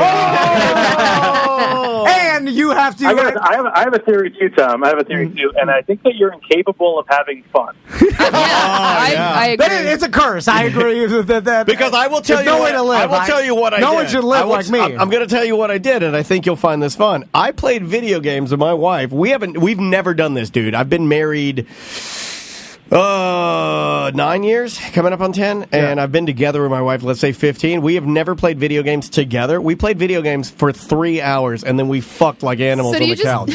Okay. I'm just saying. Do you just take turns? That's fun. Because it's not two-player, No, right? I'm just saying, that's fun, dude. Yeah, 3 hours of video games and then some sex, and then you go to bed. That's fun. Yeah, well, you're describing a fun activity. Yeah, but I think you would like that, is what I'm trying to say. Like, you're not anti-fun. I just think you need to open yourself up to let the fun in. Well, it's what I... Let me see your... I've gotten Sarah to play a game, too, in like years. Right. And she absolutely loves it. Yeah, see, Sarah's a smart cat. Yeah. First of all, I could never get my old lady to play any video games. She hates them all, and she hates fun too. So imagine my life. Oh my god, household. Hey, what about the newest edition of Super Soapy Butt Brothers?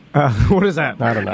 I made it up. It's a game that doesn't exist. So back to my theory, because it goes along with this. I know everybody has different experiences and is a different person, but we're all like pretty similar as humans.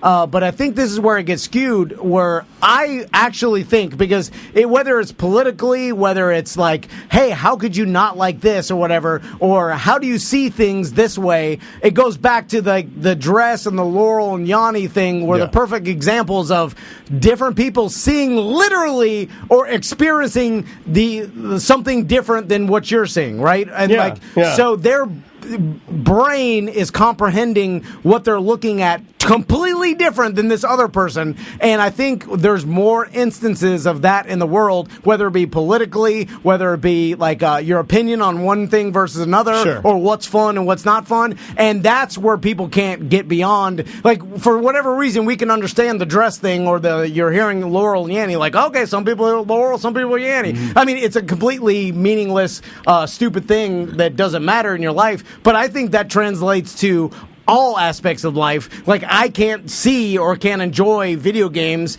where other people are like, how can you not enjoy it? Of course you can. It's fun. And then I'm like, I don't enjoy it. And then, so, like, I can't understand you can't understand me, just like the dress thing. And that happens a lot. And I think that compiles why we all fight so much, because you're like, this is a fact. This is a fact that this is fun. And just like the dress, like this is great. This is new knowledge to you. Let me bring it. Everybody think that way? But yeah, I think you're right. But like somebody in the Twitch chat room, Tucker Carlson, Hard at Work Nick, which is a great name because we know you're watching Twitch. You're not hard at work, which, man, you win the best name award. He says it's funny because all of Tom's real life fun experiences sound miserable. Yeah. So it's like, because they're miserable to you, but they're fun to be. You know what I'm saying? Like, right. I see what you're saying. And here's the antithesis to your theory is that in order to like make these determinations, though, you need to actually experience things. Most folks are willing to go out on a limb and like experience Animal Crossing, and then like decide Dan, you don't for like example. it. Yeah. Yeah, and then make a decision. Juan knows I was very anti-Animal Crossing. I was very anti-Animal Crossing. I made fun of it. We can go back 2 weeks. I bought it for Maisie, and I did. It did not buy it for me. I bought it for Maisie. Maisie said it was boring, and then Juan told me it's for adults, and then I dug in it, and now I'm playing it with my wife, and now Andrea's addicted to it. Andrea actually asked me if she could fire it up without me, and I said no. You know what I'm addicted to? Drugs and alcohol. Just like every adult should be. Not goddamn baby games. But I am too. You want to be addicted to something? I do drugs, alcohol, and baby games. I just trifecta. I just need the drugs and alcohol. Don't need the baby games. But no, I understand. And listen, I've played video games and I get enjoyment out of some of it. But it's just not into it as much as anybody else. Like one of those things. It's fine. Like I said, everybody to each his own. You do what you you like doing. Also, but don't get mad at other people, vice versa, because I do it too. I'm like, nobody's getting mad. No. I'm not telling you you're getting mad. I do it. I get mad at people. Don't tell me I'm getting mad. Adults that play video games because I'm like, what is this? It's a waste of time. It seems to me like, how can it be enjoyable? But you know what? But of course it's enjoyable to you. That's what I say about kids. It's subjective. Why do people do this? I agree with you. Where it really shines, though, Juan, and I'll end it with this because we don't talk games a lot, but we get asked to talk games a lot because a lot of our listeners play fucking video games. Oh, yeah. But I will say this. This game, to me, has shown me where the Nintendo Switch really excels. And I've always been an Xbox tried and true guy. I've always been Xbox. Just easy for me. It's what I've always had, right? But I've been playing this Switch lately, and the ability to leave it in its little holder and then play it on the TV, and then when I want to play it more and Andrea doesn't, and then put my headphones in and pull it out and take it, I've got a portable little thing that I can play. Fucking, it's brilliant. I'm a hyper PC snob, and a Nintendo Switch or Nintendo products are the only consoles that I'll buy. They're because great. They're always so unique, and they do something that none of the other ones are doing. And Yeah. it's an incredible company. It's really, really weird, and the fact that they started as a playing card company back in the 1800s is another thing that I like too. Well, brother, I love talking to you. I hope you and your family, everybody good? Yeah, everybody's good. Just, living that quarantine life. Yeah. Well, hopefully we'll see some, it'll be a couple more months, and then we'll go outside again. I'll bring some food by whenever. Yes. Yes, we missed that. Yes. Well, we love you, man. Give some love to your family. We'll talk to you soon. Love you guys too. Bye. And by the way, I realize the hypocrisy because fantasy football, gambling, poker, all the same shit, by the way. And people look at that and be like, how could you be into that? Stupid. So I know. It's all the same. Yeah, of course. Is LJ still on the line? I don't know. LJ, are you there? I may have lost him. Let's take a break. Yeah, we need to take a break because we will have our very special guest on the line very, very soon. I got more new music. Man, what's weird is that, normally I work with record companies and I work with PR companies to get the new music that comes in. And you would think that new music and scheduled releases might be pulled back or put on hiatus because of what's going on. But if you think about it, people are needing new albums. People are needing new music, new podcasts, new movies and shows. Absorbing content. So I think it actually helped. I think actually some bands are pushing things up. There's a brand new album out by a legendary band, and I know all of you guys will know the band, the Suicide Machines. I've loved the Suicide Machines for forever. They have a brand new album out called Revolution Spring. The name of the song is Awkward Always. We'll play this. We'll get a little ska on, and then we'll be back with a very, very, very special guest. 1-844-TOMNDAN or show at Tom and Dan for email.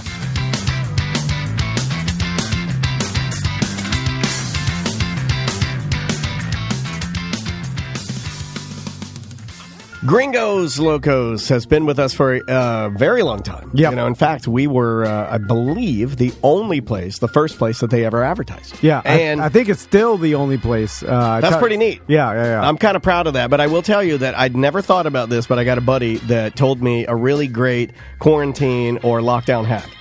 He went to Gringos to get food. Of course, you can, go there to get pickup or you can have it delivered. But he over-ordered, and then he's been stashing some of the Gringos and then heating it up in his air fryer. Oh, really? Like, he's over-ordering. So instead of getting 2 double Ds, he'll order 6 double Ds and then, deconstruct them and put them back together. He's just, oh, man. Yeah. And then I was like, you know what? I want to do that, and I'm going to get fat again. I talked to the 30 owners. pounds, here I come. I know. It's coming, buddy. And here's the thing. It's support a small business. Order takeout or order delivery. Yeah. If you go to gringoslocos.com, you'll see the delivery options, Uber Eats. Andrea DoorDash. ordered extra. We got some. Yeah. And then Andrea ordered, she did it in a small way. She ordered extra salsa and queso because you can use that anytime. You don't need to be eating dinner to have chips and queso from old Gringos. We ordered Gringos for lunch the other day. Got here quick. Oh, yeah. Fast. It was like 15 minutes and had some double Ds. I had the quesadilla. And delicious. I had a chicken quesadilla as well. It was awesome. But you know who won was Butler. He got this thing called the Drunken Bowl. Have you seen that? Oh, yeah. It's this ginormous shell, and then they put every kind of meat they make, every kind of veggie they make, like all the salsas, everything in there. I think it had rice, beans, all kinds of crazy things. I think it was like 4 pounds. It's huge. The mouth hugger burrito. Like I said, I really enjoyed Sam got the double D. She got, I think she got pork double Ds. Phenomenal. Yeah. But if you're thinking of supporting local business, you're thinking of doing that takeout. Maybe you're just tired of cooking, or maybe you're just tired of eating something that is just so lame and boring. Try Gringos Locos. Yep. Go to gringoslocos.com for all the delivery options.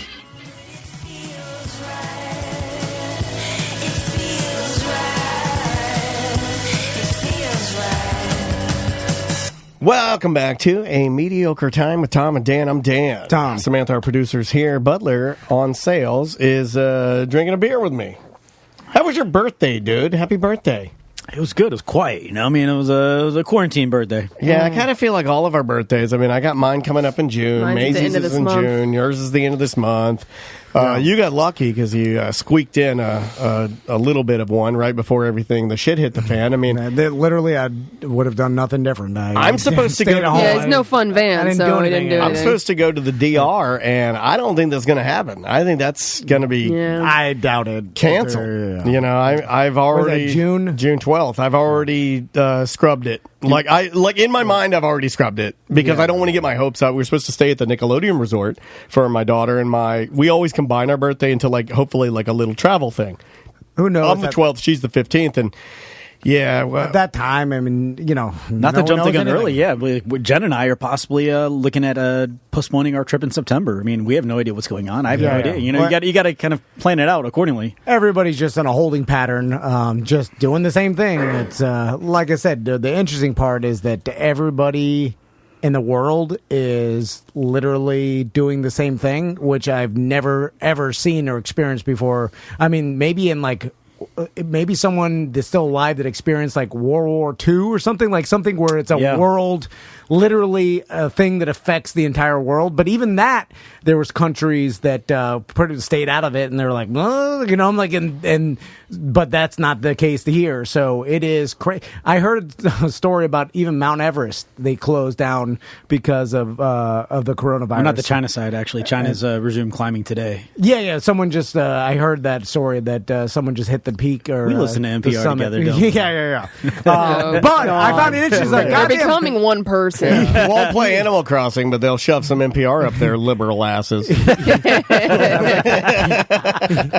I'm just trying to get. I want to get you so Did bad. you just yell out Mount Everest? Mount Everest! Mount Everest!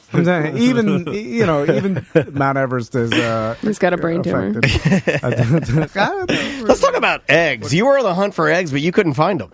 There were. Butler's got egg Did you find some? You got eggs what? Oh, she's talking about my egg sticks. No, but I am getting you eggs today, though. I'm going to the farm today. I got plenty of eggs. Going to the farm today. You don't want my farm fresh eggs? You told him. But you guys had told me to get them. You begged him to get You're your like, my son's eating a lot of eggs. Go ahead and give me the eggs. They're right there in public. So I told they got restocked. Yeah. You told me I can't find eggs. I go. There's shit tons of eggs over there. There was one point at the Castleberry Publix at a. Don't go to Castleberry Publix. I'm going to throw your fucking eggs at your house then. Castleberry Publix. You open all the eggs are just those candy Kinder eggs because the children are all dirt rats. It's a shitty American version, though. So what is the pauses video? I know we're going to do... you want me to play it? No, it's awesome. Yeah, let me pull this up real fast. I'm not sure. So local band, the pauses. Yeah. Sam, you explain it while I pull it up real quick. So there's a local band, the pauses. We've had them in before on a corporate time. And there's actually a lot of bands doing this where they're making videos. And do you purchase the song or the video? I think you. There's a link basically to purchase, I believe, the song, and it all goes to charity. I'd have to pull up. I should have had this set up. Okay, I got to address something real fast. Farts just keep falling out of my butt, and it's when I move. That's what an old man does, or old dog. Okay, well, I'm there. He's leaving cabinets open, too. Yeah, it's just happening. I'm not trying to fart. But that's 2 farts that I've cranked out. Got a loose butthole. Yeah, I think I have a loose butthole. Is it from the... You got to do exercises. It's from the beer can shits. Do I need to do kegels? Yeah. It's something, but I think as you age... Ease up on the pegging, bro. I don't peg. I've never pegged. You just start farting by accident. Would you guys be open to pegging? No. Hard no. I don't think I could. I don't know this for a fact. I've never done it, but seemingly not interested in putting anything in my butt. Your G-spot's back there. Yeah, I've put a suppository. Not that good. How far'd you go, bro? You gotta keep pushing. It didn't seem enjoyable. You're sharing your screen, Dan, just so you know. I am. I'm supposed to be. Also, Okay. I'm putting the pauses video on, right? I mean, here we're playing. I just making sure you didn't have any important stuff on there. No, I don't keep. I close all my porn before we do the show. Here we go. So they're doing these videos live from quarantine. Friends of the show, local band The Pauses, and they recorded all of this separately and then put it all together in this amazing video. Oh, that's cool. You'll know the song. Yeah. They're calling it Quarantunes. Love it. And they're all on Zoom, but separately and then playing together. You gotta wait for the chorus, though. They're going to do one cover song a week, highlighting a different charity that they think that people should support. And this week's charity is what? This week's charity, Music Cares. Yeah, we got a little Pee Wee Herman doll on the backing vocals. Yeah, with this, people are figuring out different ways to, still produce content, put out stuff. Humans are so resilient, right? I mean, we'll figure out anything. We'll adapt to any situation. It'll be rough at first, but you fall into the norms and your regular schedule or whatever that is. Oh, yeah. It's and I think like psychologists have said that human beings and the way our brains work, we can adapt to situations pretty quickly, and then it falls into what is normal to us. I'm almost like Aaron Hernandez. I've gotten very comfortable with my quarantine life. Well, for some, I was like, what the fuck? You're gay? Well, some people are okay with it. It's just chill. Like, honestly, I've adapted very well to being quarantined in my house. No, but honestly, like, some people are okay with it, and then some people are like honestly, like, freaking the fuck out. Yeah. My parents are having a hard time with it, but I mean, and I'm not, I would imagine just based on how we are, I think you and Crystal, just by design, because you guys like to go and like to travel, would have a harder time with it than I would, because I don't. Yeah. Well, she's having a hard time because she hasn't left the house because the kids. And Sam and I will have an easier time than both of you guys because we don't have children and we have like personal space, and it's easier for us to separate. Correct. I get no. I don't know about you, but I get like when it's me and Maisie, it's like there's no such thing as like her not talking to me. Oh, of course, yeah. It's a fucking constant thing. That's one of the only benefits of having two is that my boys will just play with each other, talk to each other in the other room, and they'll keep each other company and literally play for hours. But Caesar gives me a little bit of a buffer, but I do feel really bad for him and his 15-year-old bones because he's just getting tugged on and pulled on and smushed and dressed up in a Superman cape, then a Batman cape, then a Wonder Woman cape, then a lot of capes. Yeah, then makeup, then dream house, then under the bed, then on top of the bed, then inside the stuffed animals, then out of the stuffed. It's just it's constant. Tom in the chat, Little Grifton Jessie wants you to pay her $8,000. Bro, what? Because she said, remember when she was on Corporate Time last time, you bet her $8,000 that she wouldn't put the pool back up? The pool looks great. It's back up and running. It's never looked better. She did a photo shoot. I saw a picture of her. She's got to stay out of the damn sun. She is sunburnt to hell. But I saw her, she did a photo shoot where she had like a sexy bathing suit on, and then she had a raft. With a White Claw in each hole. And I was like, well, that. She's living her best life. I was like, that girl likes to party. She missed out on my grift again. I just gave away 2 TVs yesterday. And how many TVs do you have? I have a bunch of stuff to give You've away. just been giving TVs to everybody. You're almost I got some Funko Pops this week from him. Oh, I thought you were going to say something else. I didn't know what you were going to say. Sam, don't talk about that. Never mind. I didn't get nothing. The $8,000 bet falls into the Tom-vana guarantee. Yeah, you're not getting that. Also, Jessica. I feel like you wouldn't have done it unless I put that challenge out, so I bettered your life. I'm surprised she even remembered that you made the bet, because she's got a terrible memory. So are you guys doing more? Are you cooking more? Definitely cooking more. Okay, cooking more. But when you cook, do you like to put grilling on meat wings tonight. Oh, that'll be good. Yeah, grilling wings is dope. I like to turn my music up, and lately I've been taking, because I have a sound bar for my TV, I've been turning the music up pretty damn loud, and I've got the windows open and everything. But is that like how loud is too loud for, like, because I honestly want to be considerate. I don't want to be that type of neighbor. I do live in a townhome. Other people are connected to me. Well, turn it up and go outside and give it a listen. Yeah, I mean, if it's loud enough where it's, I guess, I don't know how... it's Will Smith, boom, boom, boom, shake the room loud. Yeah, because if ever... Then you might be a little bit too loud. Now that if your neighbors are home all the time, it's different than the regular, like, hey, don't play loud music after 10 or whatever. If no one's at work, they're probably bothering like them. 4:45 to... You're fine. Like 6:30ish, like while I'm cooking and cleaning. Although Baldwin might have a earlier noise ordinance because they're crazy here. Well, Baldwin is crazy here. Do you want me to read you what I yelled at the lady who almost killed me on my scooter? Yes, I do. Okay, let me dig into my Facebook here. I have to actually pull up because I had to make a note to remind myself what I actually yelled at the lady because I was so fucking mad that she almost hit me again. My neighbor drived up as Jen and I were walking the dog yesterday and yelled at us, but it was actually in joy. She had actually just gotten her medical card and just went to every single dispensary that she could possibly go to and bought as much as she possibly could. And she was just holding up bags. I'm like you, Butler. Now you have a Stony Baloney neighbor. I'm Stony Baloney. I love your bad house now. She's happy, yeah. This is what I said. So this lady in a Mercedes, I'm coming through. I stop. I always put both my feet on the ground. It's kind of like I'm only doing it to make sure that other people around me see that I put both my feet on the fucking ground to let them know that I'm stopping at a stop sign fully. You know what I mean? And this lady in a Mercedes just runs through it. She sees me, but before she almost hits me, she does that move where she's like turning, but she turns, and it's one of those SUVs like the Mercedes or the BMWs where they have the really, really wide tires. So you wouldn't think that the thing would be like, you'd think it'd stick to the ground, but it almost appeared as if she was going to go on two wheels. So I turn around. And I chase her, which is what you should not do. But I'm so mad. You're waving your gun, right? I'm so over. I'm so over people running these stop signs. It's just it's insane. Like there's nobody on the road. There's no need to run a stop sign. I think that's why they're doing this. I mean, I get it, but you're not going to go any faster. All you're doing is endangering yourself and other people. So this is what I said to her, and I wrote this down, and I wrote it down as soon as I got home. That way I could remember what to say. I said to her, in a screaming voice, I was screaming, I said, "You could have killed me, so please tell me what was so important."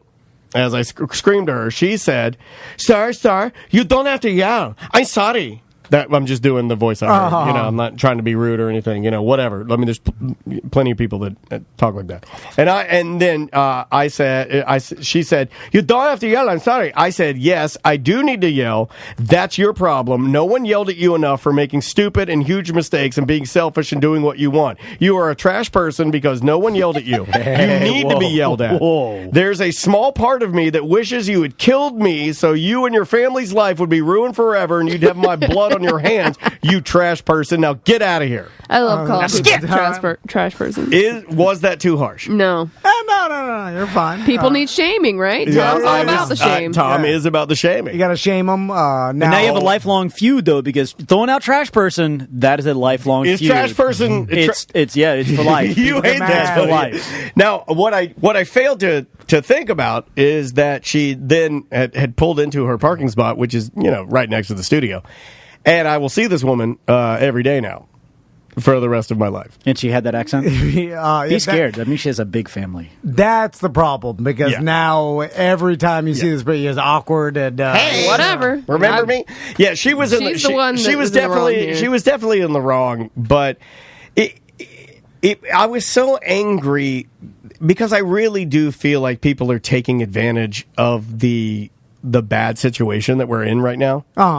And I'm never that type of person where I'm like, this is really bad, so I'm going to bend the rules because I know it's really bad and everybody's stretched and everybody's tired and law enforcement's tired and the medical staff has had it. They're dead. You talk to the BDMs that work in the medical community that are in hospitals right now in the BDM group, and they're just exhausted. They're at their wits' end. You talk to anybody else, they're scared for their life. I mean, we're all scared or tired or exhausted or whatever. And you mean to tell me you're going to take this time to take advantage of that and just not adhere to any of these social norms that we have and not be a good person and endanger people and just be selfish People and are shitty. selfish. You know, I was But thinking why? about this. Because the rules don't apply to them. Do you think that, like, the police officers have less to do now because there's less people out?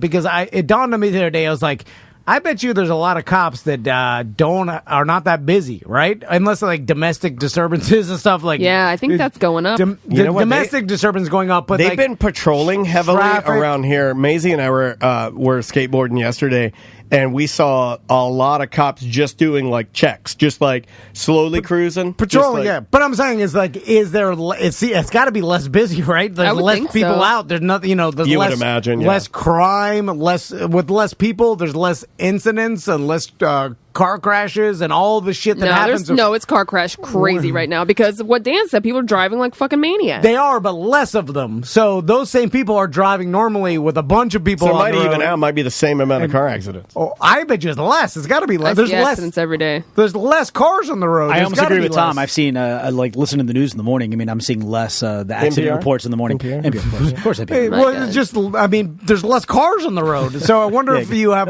if there are a lot of cops that are like, man, this is not that much to do compared to normal life, right? They're targeting golf carts. It's Yeah. Let's play a bunch of voicemails. All right, let's dig into some A bunch. voicemails. We do. We have a. I'm gonna look through. I got a ton of AMT voicemails. I don't think Gucci Berry's gonna call us. No. Hey, this is Fish on Jay. My first time calling. I just want to say congratulations to Tom-vana on his getting his dream boat. And Oh, by the way, this is my voicemail of the day. I want to go ahead and sing this real quick. Captain Van! Captain Van! Captain Van! Here's the ending. Captain Van! Congratulations again, Tom-vana. Now take me fishing. I'll bring lots of White Claw. Man, people are bored. Yeah. People are losing their minds a little bit. Just email me, sir. That whole voicemail made me Who was that? want to take No you idea. fishing real bad. Me and you on a boat. But only on Animal Crossing. By the way, all for naught right now. 'Cause I can't even take this goddamn thing out. Why? It's All the ramps are closed. well, not all of You them. got to find somebody. I got you a hookup in Lake Conway. There are open ramps. Say, but St. John's was crazy. It's last packed weekend. like a motherfucker, and I don't want to deal with it. Like it's just like going out on Memorial Day or like the busy holidays. Like it's not relaxing when you go out with hundreds and hundreds of people, and then you're fighting the boat ramps, and it's too many. So I'm just like, fuck it, I'll wait till it's all Dude, done. That day when I threw that log at that gator's head, I mean, you could probably hear all the boats in the background right off the St. John's. It was humming the entire day. It was crazy. You can't do anything else, so they're like, take out the boat, and which is not inherently risky at all as far as this distancing thing because you're by yourself. You're not around anybody. Maybe the Well, I boat like to ramp- drive by other boats and Yeah. Spit on them. Within 10 feet, yeah. Just But it's too crazy because every goddamn person with a boat is thinking the same thing, and then they have shut down some ramps. I think more because of people. They don't want the amount of people, and they don't want people crashing into each other, or hurting. Just adds to like Well, they're public trying safety. to keep people 10 feet apart, and when you're actually queuing up to get, like you say, when you're at the end of the day, they're all... Juan is now waging war against you. Animal Crossing is so funny. He says, imagine being on your very own island with a few animal people. You can take your boat out with zero lines. It's not even fun. I don't want to take a virtual. They have boating video games. Guess what? Not fun to me. I don't like living a virtual life. You remember those? What was it, like Pocket Fisherman or something? You remember that? Oh, game? the Ron Popeil Pocket Fisherman. I bought those. Fun. I bought those for everybody. Do you remember that? I didn't Were you get on one. the show? I didn't get a Pocket I bought Fisherman. everybody. I bought Ross and you and me. Well, now I'm mad. A Ron Popeil. Look up the Ron Popeil Pocket Fisherman. I still have one left in the box. That was one of the best stocking stuffers I ever got. Dude, it actually works. They're fun. Yeah, it's totally fun. Let's try this one. This is Tamagotchi for fucking fishing. Yeah. Lake fishing is pretty boring. You just do it at Lake Baldwin. Yeah, it's just like kill some time. Here's an easy question. I got to weed out some of the messages this guy leaves, but this one actually made the cut. Hey guys, it's Zach from Ohio. Oatmeal cream pie or fudge round? I'm an oatmeal cream pie guy myself. Oh, fudge round all day. Yeah, I got to go fudge round all day. I'm with Sam on this one. Fudge round or oatmeal cream pie. He's obviously talking about the two Little Debbie treats. I don't really eat like that anymore. Like, even what we ate today, I don't eat like that really anymore, and I have diarrhea knocking at the door. I can feel it. It's right there. Put a fudge round in the fridge. Oh, it's a good time. I haven't had a Little Debbie in years. Is it a tea or coffee? What you having? You know, I mean, I'm a dunker, so it's a oatmeal raisin. I'm going to go with a cup of tea. The fudge round, that's a coffee treat right there. Bubba knows oatmeal. He's a snack man. But oatmeal raisin. Now, Little Debbie, correct me if I'm wrong. The raisin pies were like a softer cake. Had a cream on the inside. Yeah, they're good. And then the oatmeal cream pies was the oatmeal cookies on the outside. Fudge round, though. It not only does it have Star Crunch, Star Crunch is good. I do like a Star Crunch, but is that just a chocolate flavored Rice Krispie treat? What's that? Caramel. At Caramel Center. Yes, it does have caramel. Delicious. Zebra cakes? Were they? I'm out.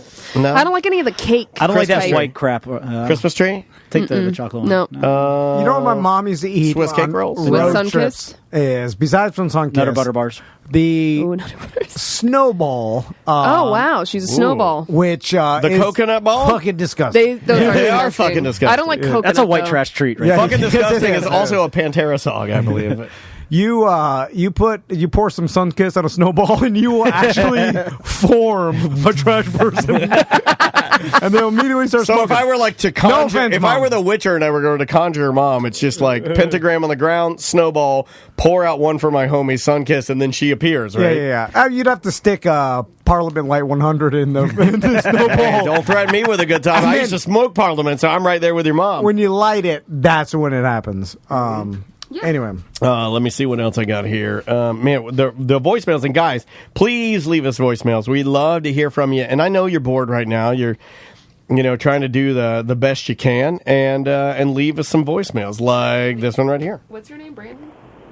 Hey, guys. My name is Dan. I'm a first-time caller.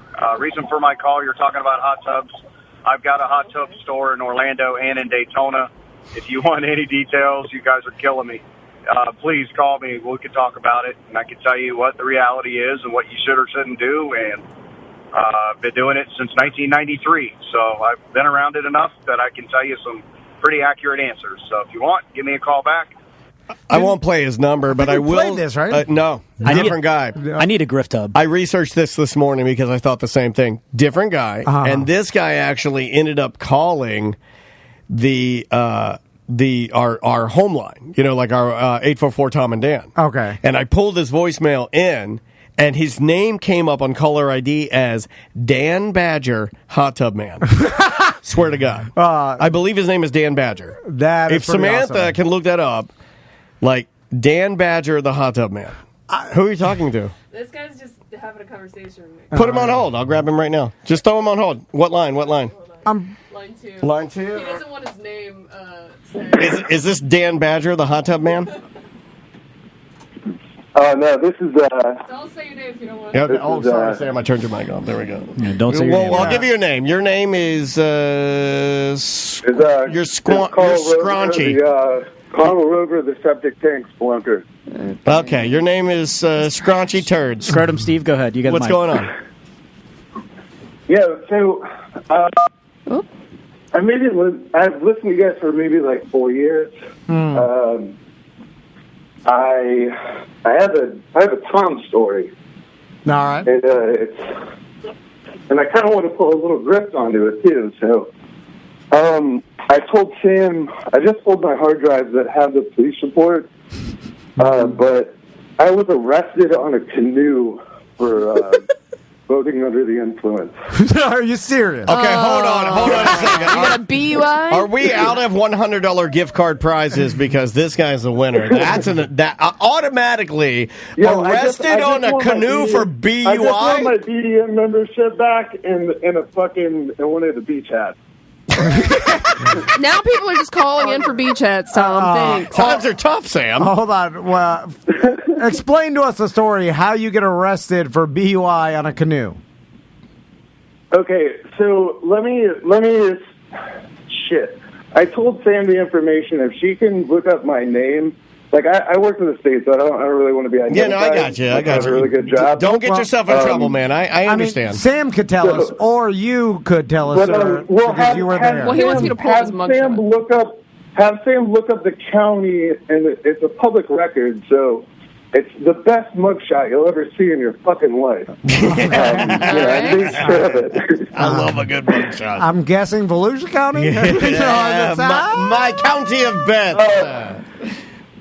Well, it happened. It happened during It happened to where a bunch of people go to check manatees out. You're a Blue Spring. About it every once in a while. DUI at Blue Spring? Blue Springs canoe DUI? That's severe. What did you do? Hard to do, because I've seen some wasted motherfuckers. That's like getting a DUI at the Speedway at Walt Disney World because you're like driving crazy on a track. People I've watched shit-face drive boats around there, like boats that can kill people. So how drunk do you have to be, like, visibly to attract the attention? So I drank a 1.75 liter of vodka, and we bought a bunch of box wines with us, and and like a 12-pack of beer. So I drank a lot of that shit. At one point in time, I had Mardi Gras beads. The boxes of the box wine had fell apart. And I just wrapped Mardi Gras beads around them, and I was pouring fucking box wine on bitches off of boats. It was the best day of my fucking life. Until. It goes along with spring break. Doesn't sound like good. Yeah, you sound like you're on a canoe right now. So, I'm on a headset. Hold on, let me take my headset off. I've been telecommuting. I'm fucking going nuts right now. So let me take off the headset. No, you're good. You're good. You're all right. 1 second. So, take us back to the day, because I want to understand the plan. How old were you, sir, at this point? I was shit.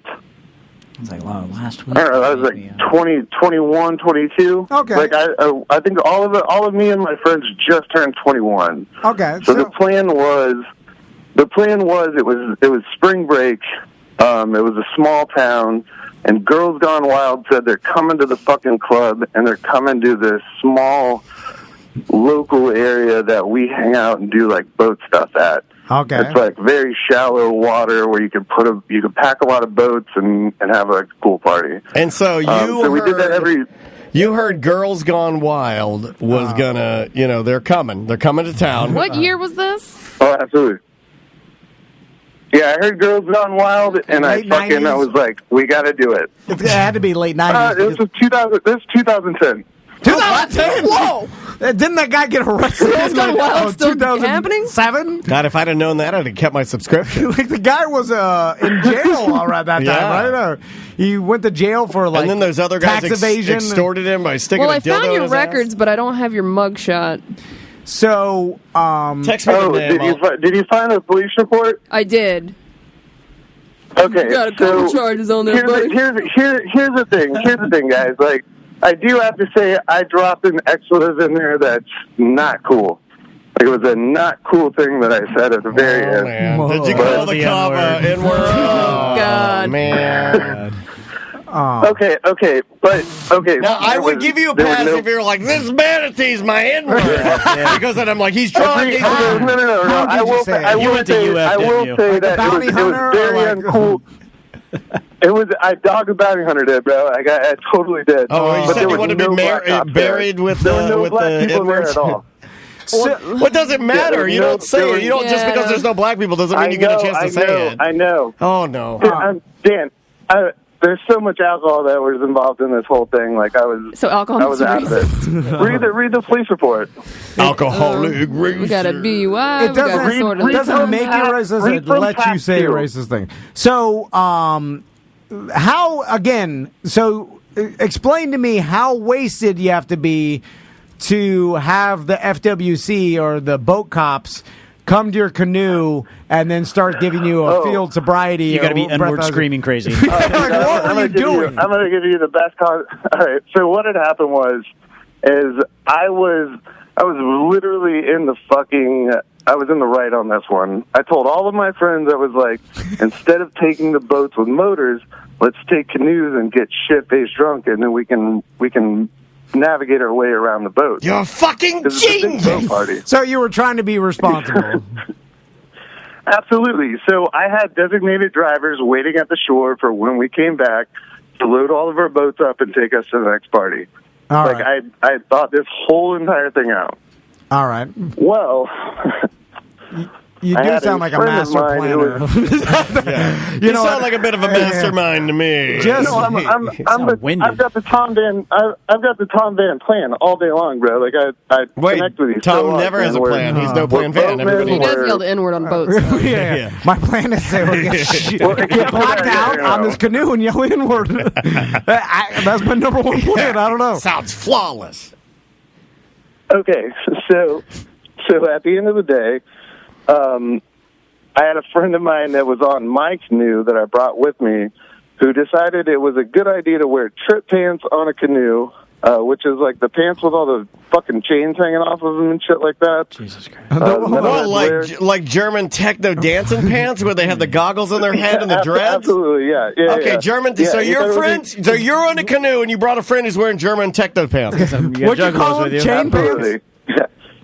Yeah. So as soon as he hits the water, he's going to drown. But thank God we were in like pretty shallow water for most of the day. We'll put hooks on it and make some catch some fish. You know, you could try, but keep going, sir. We were there to catch fish. So tell me the part where the cops come and get you.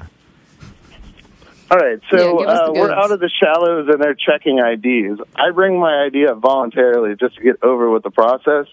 Also very drunk at this time. This is fast forward for a couple hours.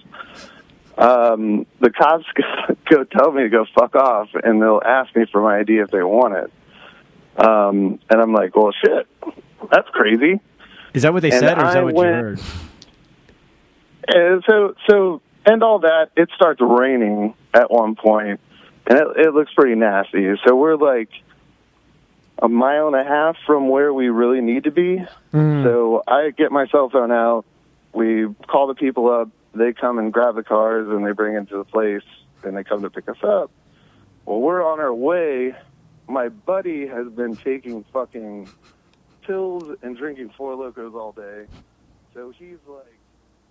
Now I kind of want to hear what he said. When he finally starts telling I'm trying to, like, paddle through the fucking water. And at the end of the day, like, he ends up going, like, quit rocking us back and forth, and tips us over. Did the cops slam you to the ground? I need to know. So now you're tipped over. Don't power through! Power through! Oh my God, he blew his head. I can't take it! Yeah, we're Get over. to the fucking point! Go! Please! I'll call you the N-word. Sorry, sir. Okay, so we're overboard at this point. We're overboard. He's drowning. He has these chains on his pants. He can't swim. So he's drowning. I'm cool. Like I'm trying to. It's a cucumber. It's my stepdad's canoe. So fuck! And I'm trying to bail it out underwater, and I'm like trying to swim it upwards, and maybe like 40 feet of fucking water. It was not happening, and he's drowning, and I'm like, do I save my friend or do I save this fucking canoe? And I was trying to save the canoe. And I told him, I was like, hold on to the fucking cooler.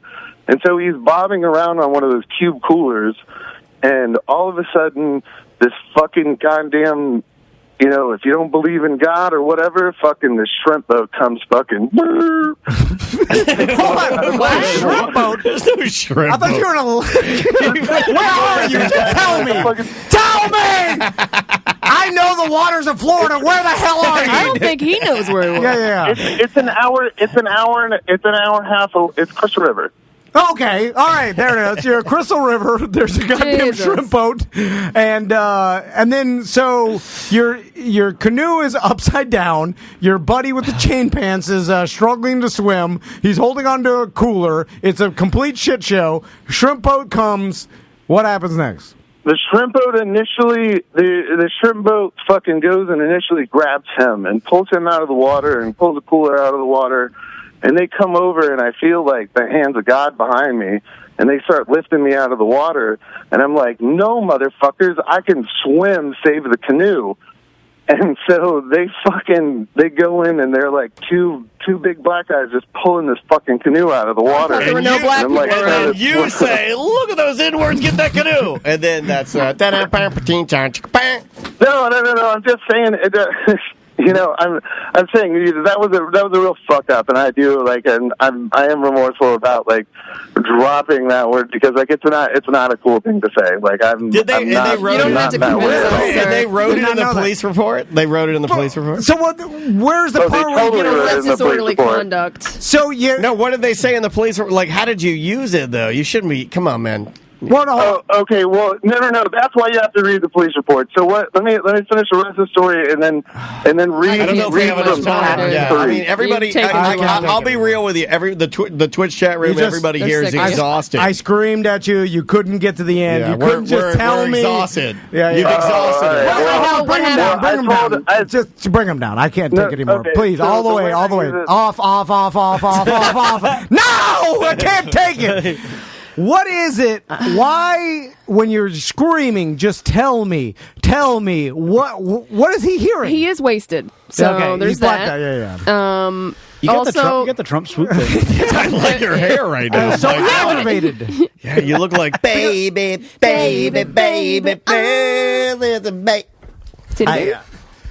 I'm just like, please tell me, when's the part where you get arrested? Yeah, just tell us the arrest. He can't. Why? What is that? No, he wants to tell you every He's painting a detail. beautiful landscape. Even after I'm screaming at him, tell me. We don't need to know about the shrimp boat. I got 15 more minutes of the pre-show. I think what I find Here's more... the thing, he calls, was surprised I answered. He's like, whoa.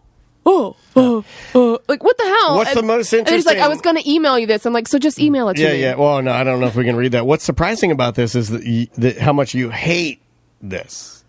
To me, it was almost like a dream. I mean, it's also ironic that you hate a long-winded person when you take forever. That's what I'm saying. I think our own listeners would agree that I'm not anything like this guy. And if they did, take. You're really good at these volleyballs. Well, he's calling back. If they thought I was, back, baby. we would have no fucking listeners because I couldn't stand this guy's story. I'm sorry, Tom. By the way, this is a great example. He apologized. He's so sad. You should. Tell Tom how sorry you are. Now suck his dick. I'm really sorry. Because I love you guys. I listen to you guys all the time, but I'm totally a grifter. Like I use my friend's BDM and. All right, hang on. You don't get a fucking head. You're a piece of shit. You're stealing the show. He's like, I use my friend's BDM. I'm a total piece of shit, but I love you guys. No. Thanks. You don't love us that much if you're stealing our content. I'm with Tom now. I'm with Tom. Well, I was with him when he said he and we never found out how we got arrested. God damn it. Well, God, that's I was hoping they slammed him in his own canoe or something. That'd be hard to do, right? I could play out the rest of this whole scenario, but it's a good example because a lot of things are like this where you hear just the ending of a story or like the fact of the ending. Like, I get arrested for a BUI on a canoe. And you're like, what? Like, how does that happen? Because we're all thinking you were calmly paddling a canoe down a river and a boat cop... like, hold on a second, you're swerving. Yeah. And a boat cop pulls up and be like, hold on, I'm going to I'm going to give you a field sobriety or a breathalyzer. And you're like, well, I was having a couple beers on my canoe, just minding my own business. And they're like, that's it, get out, BUI, suspend your Walk license. this kelp. So we're doing Punch 'em Up live right now. Is he calling again? He's calling back, and also Nick is calling us, but I don't know which one's on which line because they're both ringing. Nick's on line 2. Pick up Nick. Fuck Brandon. He doesn't get to come back on the show. All right. Hey, Nick. What's up, man? Oh, man, I'm back. Wrong line. Damn it, God. Nick.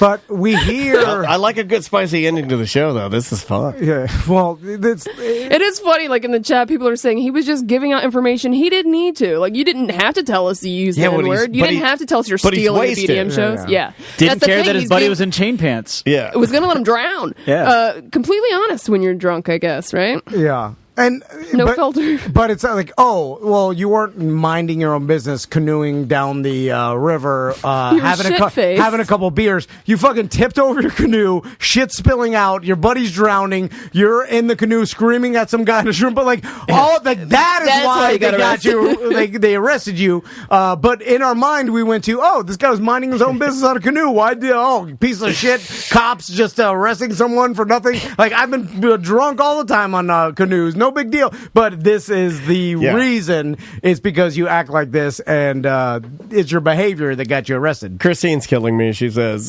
he's been listening for 4 years with somebody else's membership and is a racist and calls that grifting. Yeah, stealing isn't grifting. That's not what grifting is. You want to do another voice? And he called to get a free hat. Yeah. You want to do a couple more voicemails? We'll get out of here because I know everybody's got to. I don't know what we're going to do this weekend, but we'll figure something out. Okay, now there are very few times during the show where we hit on topics that just become things that become staples, I feel like, within the Tom and Dan universe. One of them was the sit-stand debate. Such a big deal. It's been going on for years. But recently, the one that, I had no idea this was a thing. I have never done this. I have never put a loaf of bread in the freezer, but apparently frozen bread is people are hot about this topic that Tom brought up because he fucking hates it. You guys are talking about freezing bread right now, and I actually freeze bread. I've done it my entire life. I'll freeze a whole loaf at a time, and then I pull it out. When I'm running low on bread, I'll have 4 slices left. I know, okay, time to pull out a loaf of bread from the freezer. And it's thawed out in about, I'd say, 10 minutes. The entire loaf is thawed out, and it's just brand new. Like you bought it from the store. You could not tell the difference. I don't believe it. It is kind of true. I don't believe that either. No. So if I go by as an experiment right now, and I'm serious about doing this. As long as you don't get freezer burn, you're good. I'll do it to talk about this on Monday or next Friday. I'll go and make buy sandwiches. I'm going to buy white wheat. That's the standard in my house. The old, Merito white wheat bread. Uh-huh. I'm going to buy 2 loaves. White wheat? Yeah, it's like wheat bread, but it's not got the same bleaching process as Wonder Bread or whatever. But it's not healthy bread. Yeah. It's so that it tastes better. White trash people could think that they're healthy. But they're still getting their sweet white bread. Yeah, because no Butler and I were talking, Butler can only have 2 types of bread in the house. We were talking about that this morning. Yeah. You can only have sprouted and sourdough. Sprouted and sourdough. He can only have sprouted and sourdough, which I feel very sorry for you because, having a regular piece of toast or a regular sandwich on regular bread is awesome. So I'm going to get 2 loaves. I'm going to eat one, and I'm going to put the other one in the... Well, actually, I could just get one and freeze it. Well, no, I need one to compare it to. So I'll get 2. I'll leave one out. I'll freeze one. Once it's frozen, the next day I'll take it out. That way I can get fresh on fresh, right? Yeah. Because I want to compare it as fresh as I possibly can. And then I'll see if the frozen bread has any type... Because I'm afraid it's going to pick up all of the other odors and little nuances from inside the freezer. It's still in the bag. Listen, I'm against frozen bread. But it's not airtight or it wouldn't, mold or dry out right? My whole thing is I understand that maybe it's more convenient than buying a fresh loaf of bread after your bread is done. But is it that much more convenient than, you know what I'm saying? I guess if it's the exact same, maybe. But my wife likes to freeze bread and then tell me to take the frozen actual pieces out and then toast them. My wife, we'll chisel them off yeah. Take a knife and I'm frying off 3 pieces, and I'm like, I refuse to do it. Every time she tells me, I'm like, absolutely not. I'm not doing frozen bread. I'm not eating it. My wife. What if you freeze a tomato? Does it get rid of the boogers? Never tried to freeze. I guess if you cut it, and then, but once it thawed, it won't be all squishy. But once you thaw it, the boogers are back. But you only half thaw it, and then you cut it up, right? The boogers I'm an are still experiment. there. It's frozen boogers. I just eat the boogers. Frozen boogers. By the way, on my sandwich today, tomatoes with boogers in it. I'm just saying. I think that's the way you're supposed to eat it. There was something in the Twitch chat room I wanted to read. To you guys, hold on one second. I wish this vegetable had more slime on it. That'll make it better. Fuck okra. Hold on. I'm going to find it. Or I'm not going to. Oh, some guy said I've got 2 loaves of Dave's in my freezer right now. That is not bread. Dave's whatever. Dave's gay bread, Dave's super bread, Dave's mustache porn star bread, Dave's sprouted bread, whatever the fuck that shit's called, that is not bread.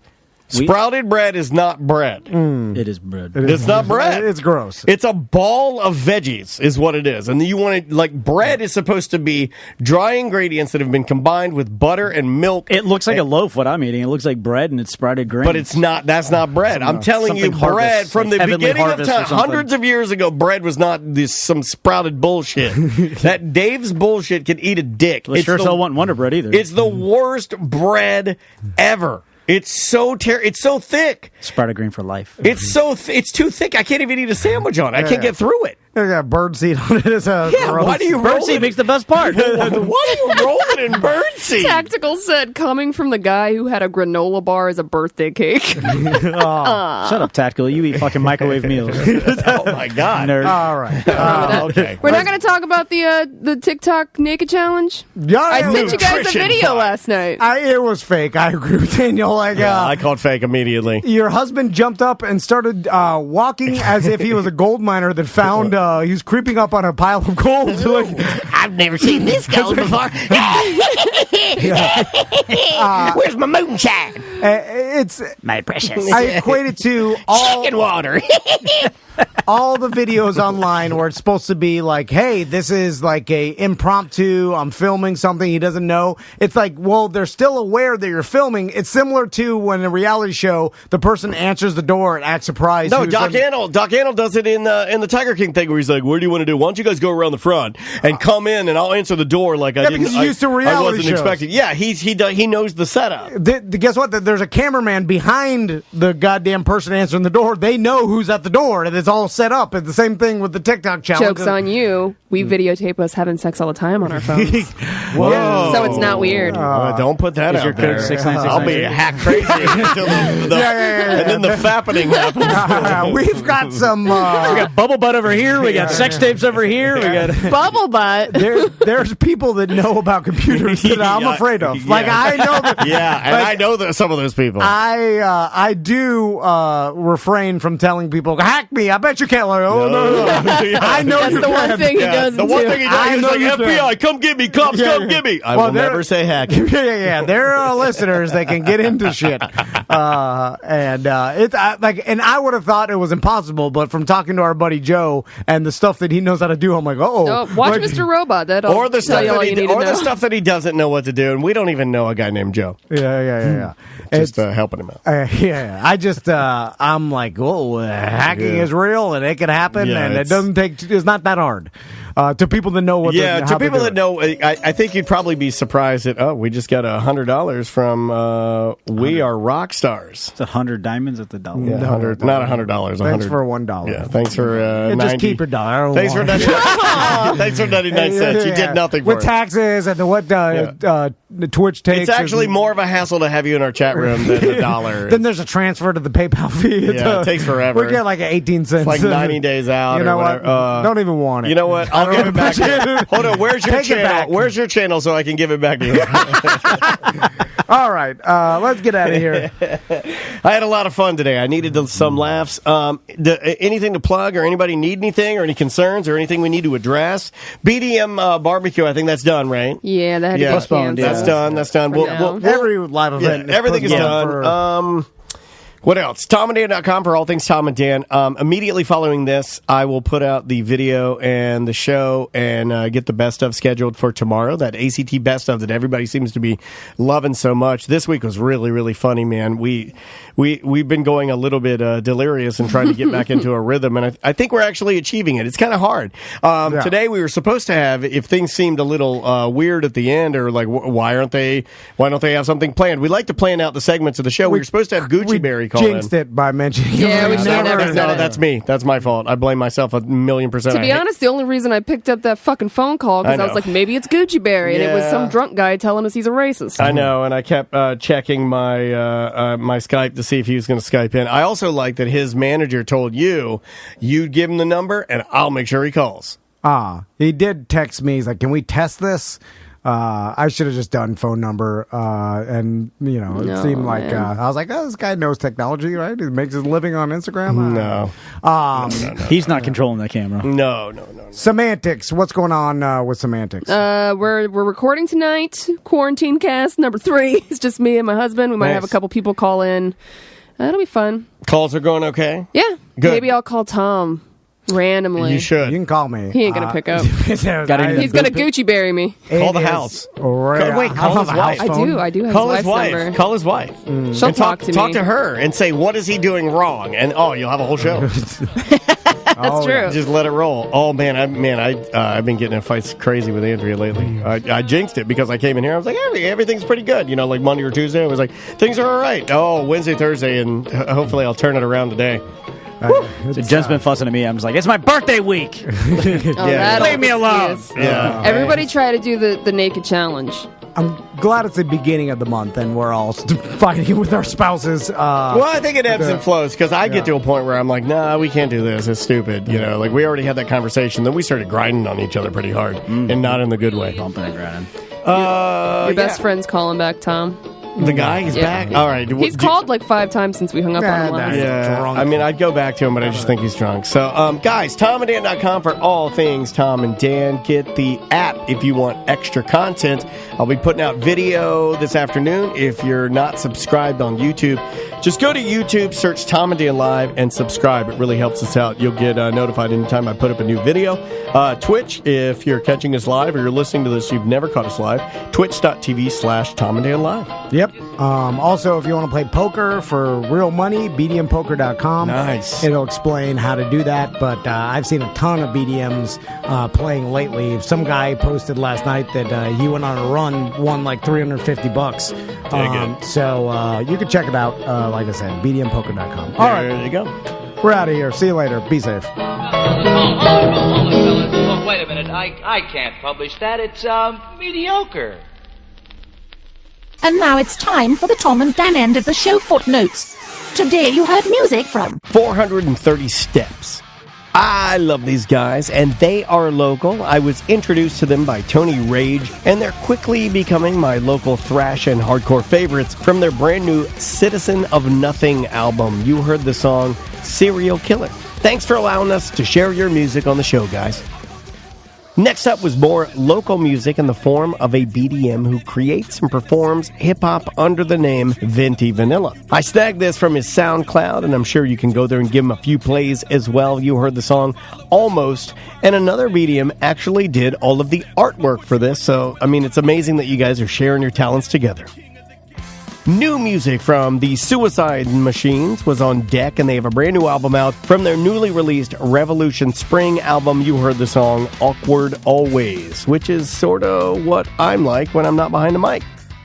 We close out the show with new music from Margaret Gillespie. I hope I'm saying that correctly. From her brand new Devotion album, you heard the song So Wrong It's Right. I tried to give you guys a little bit of everything this week. And on that note, guys, we'll see you Monday.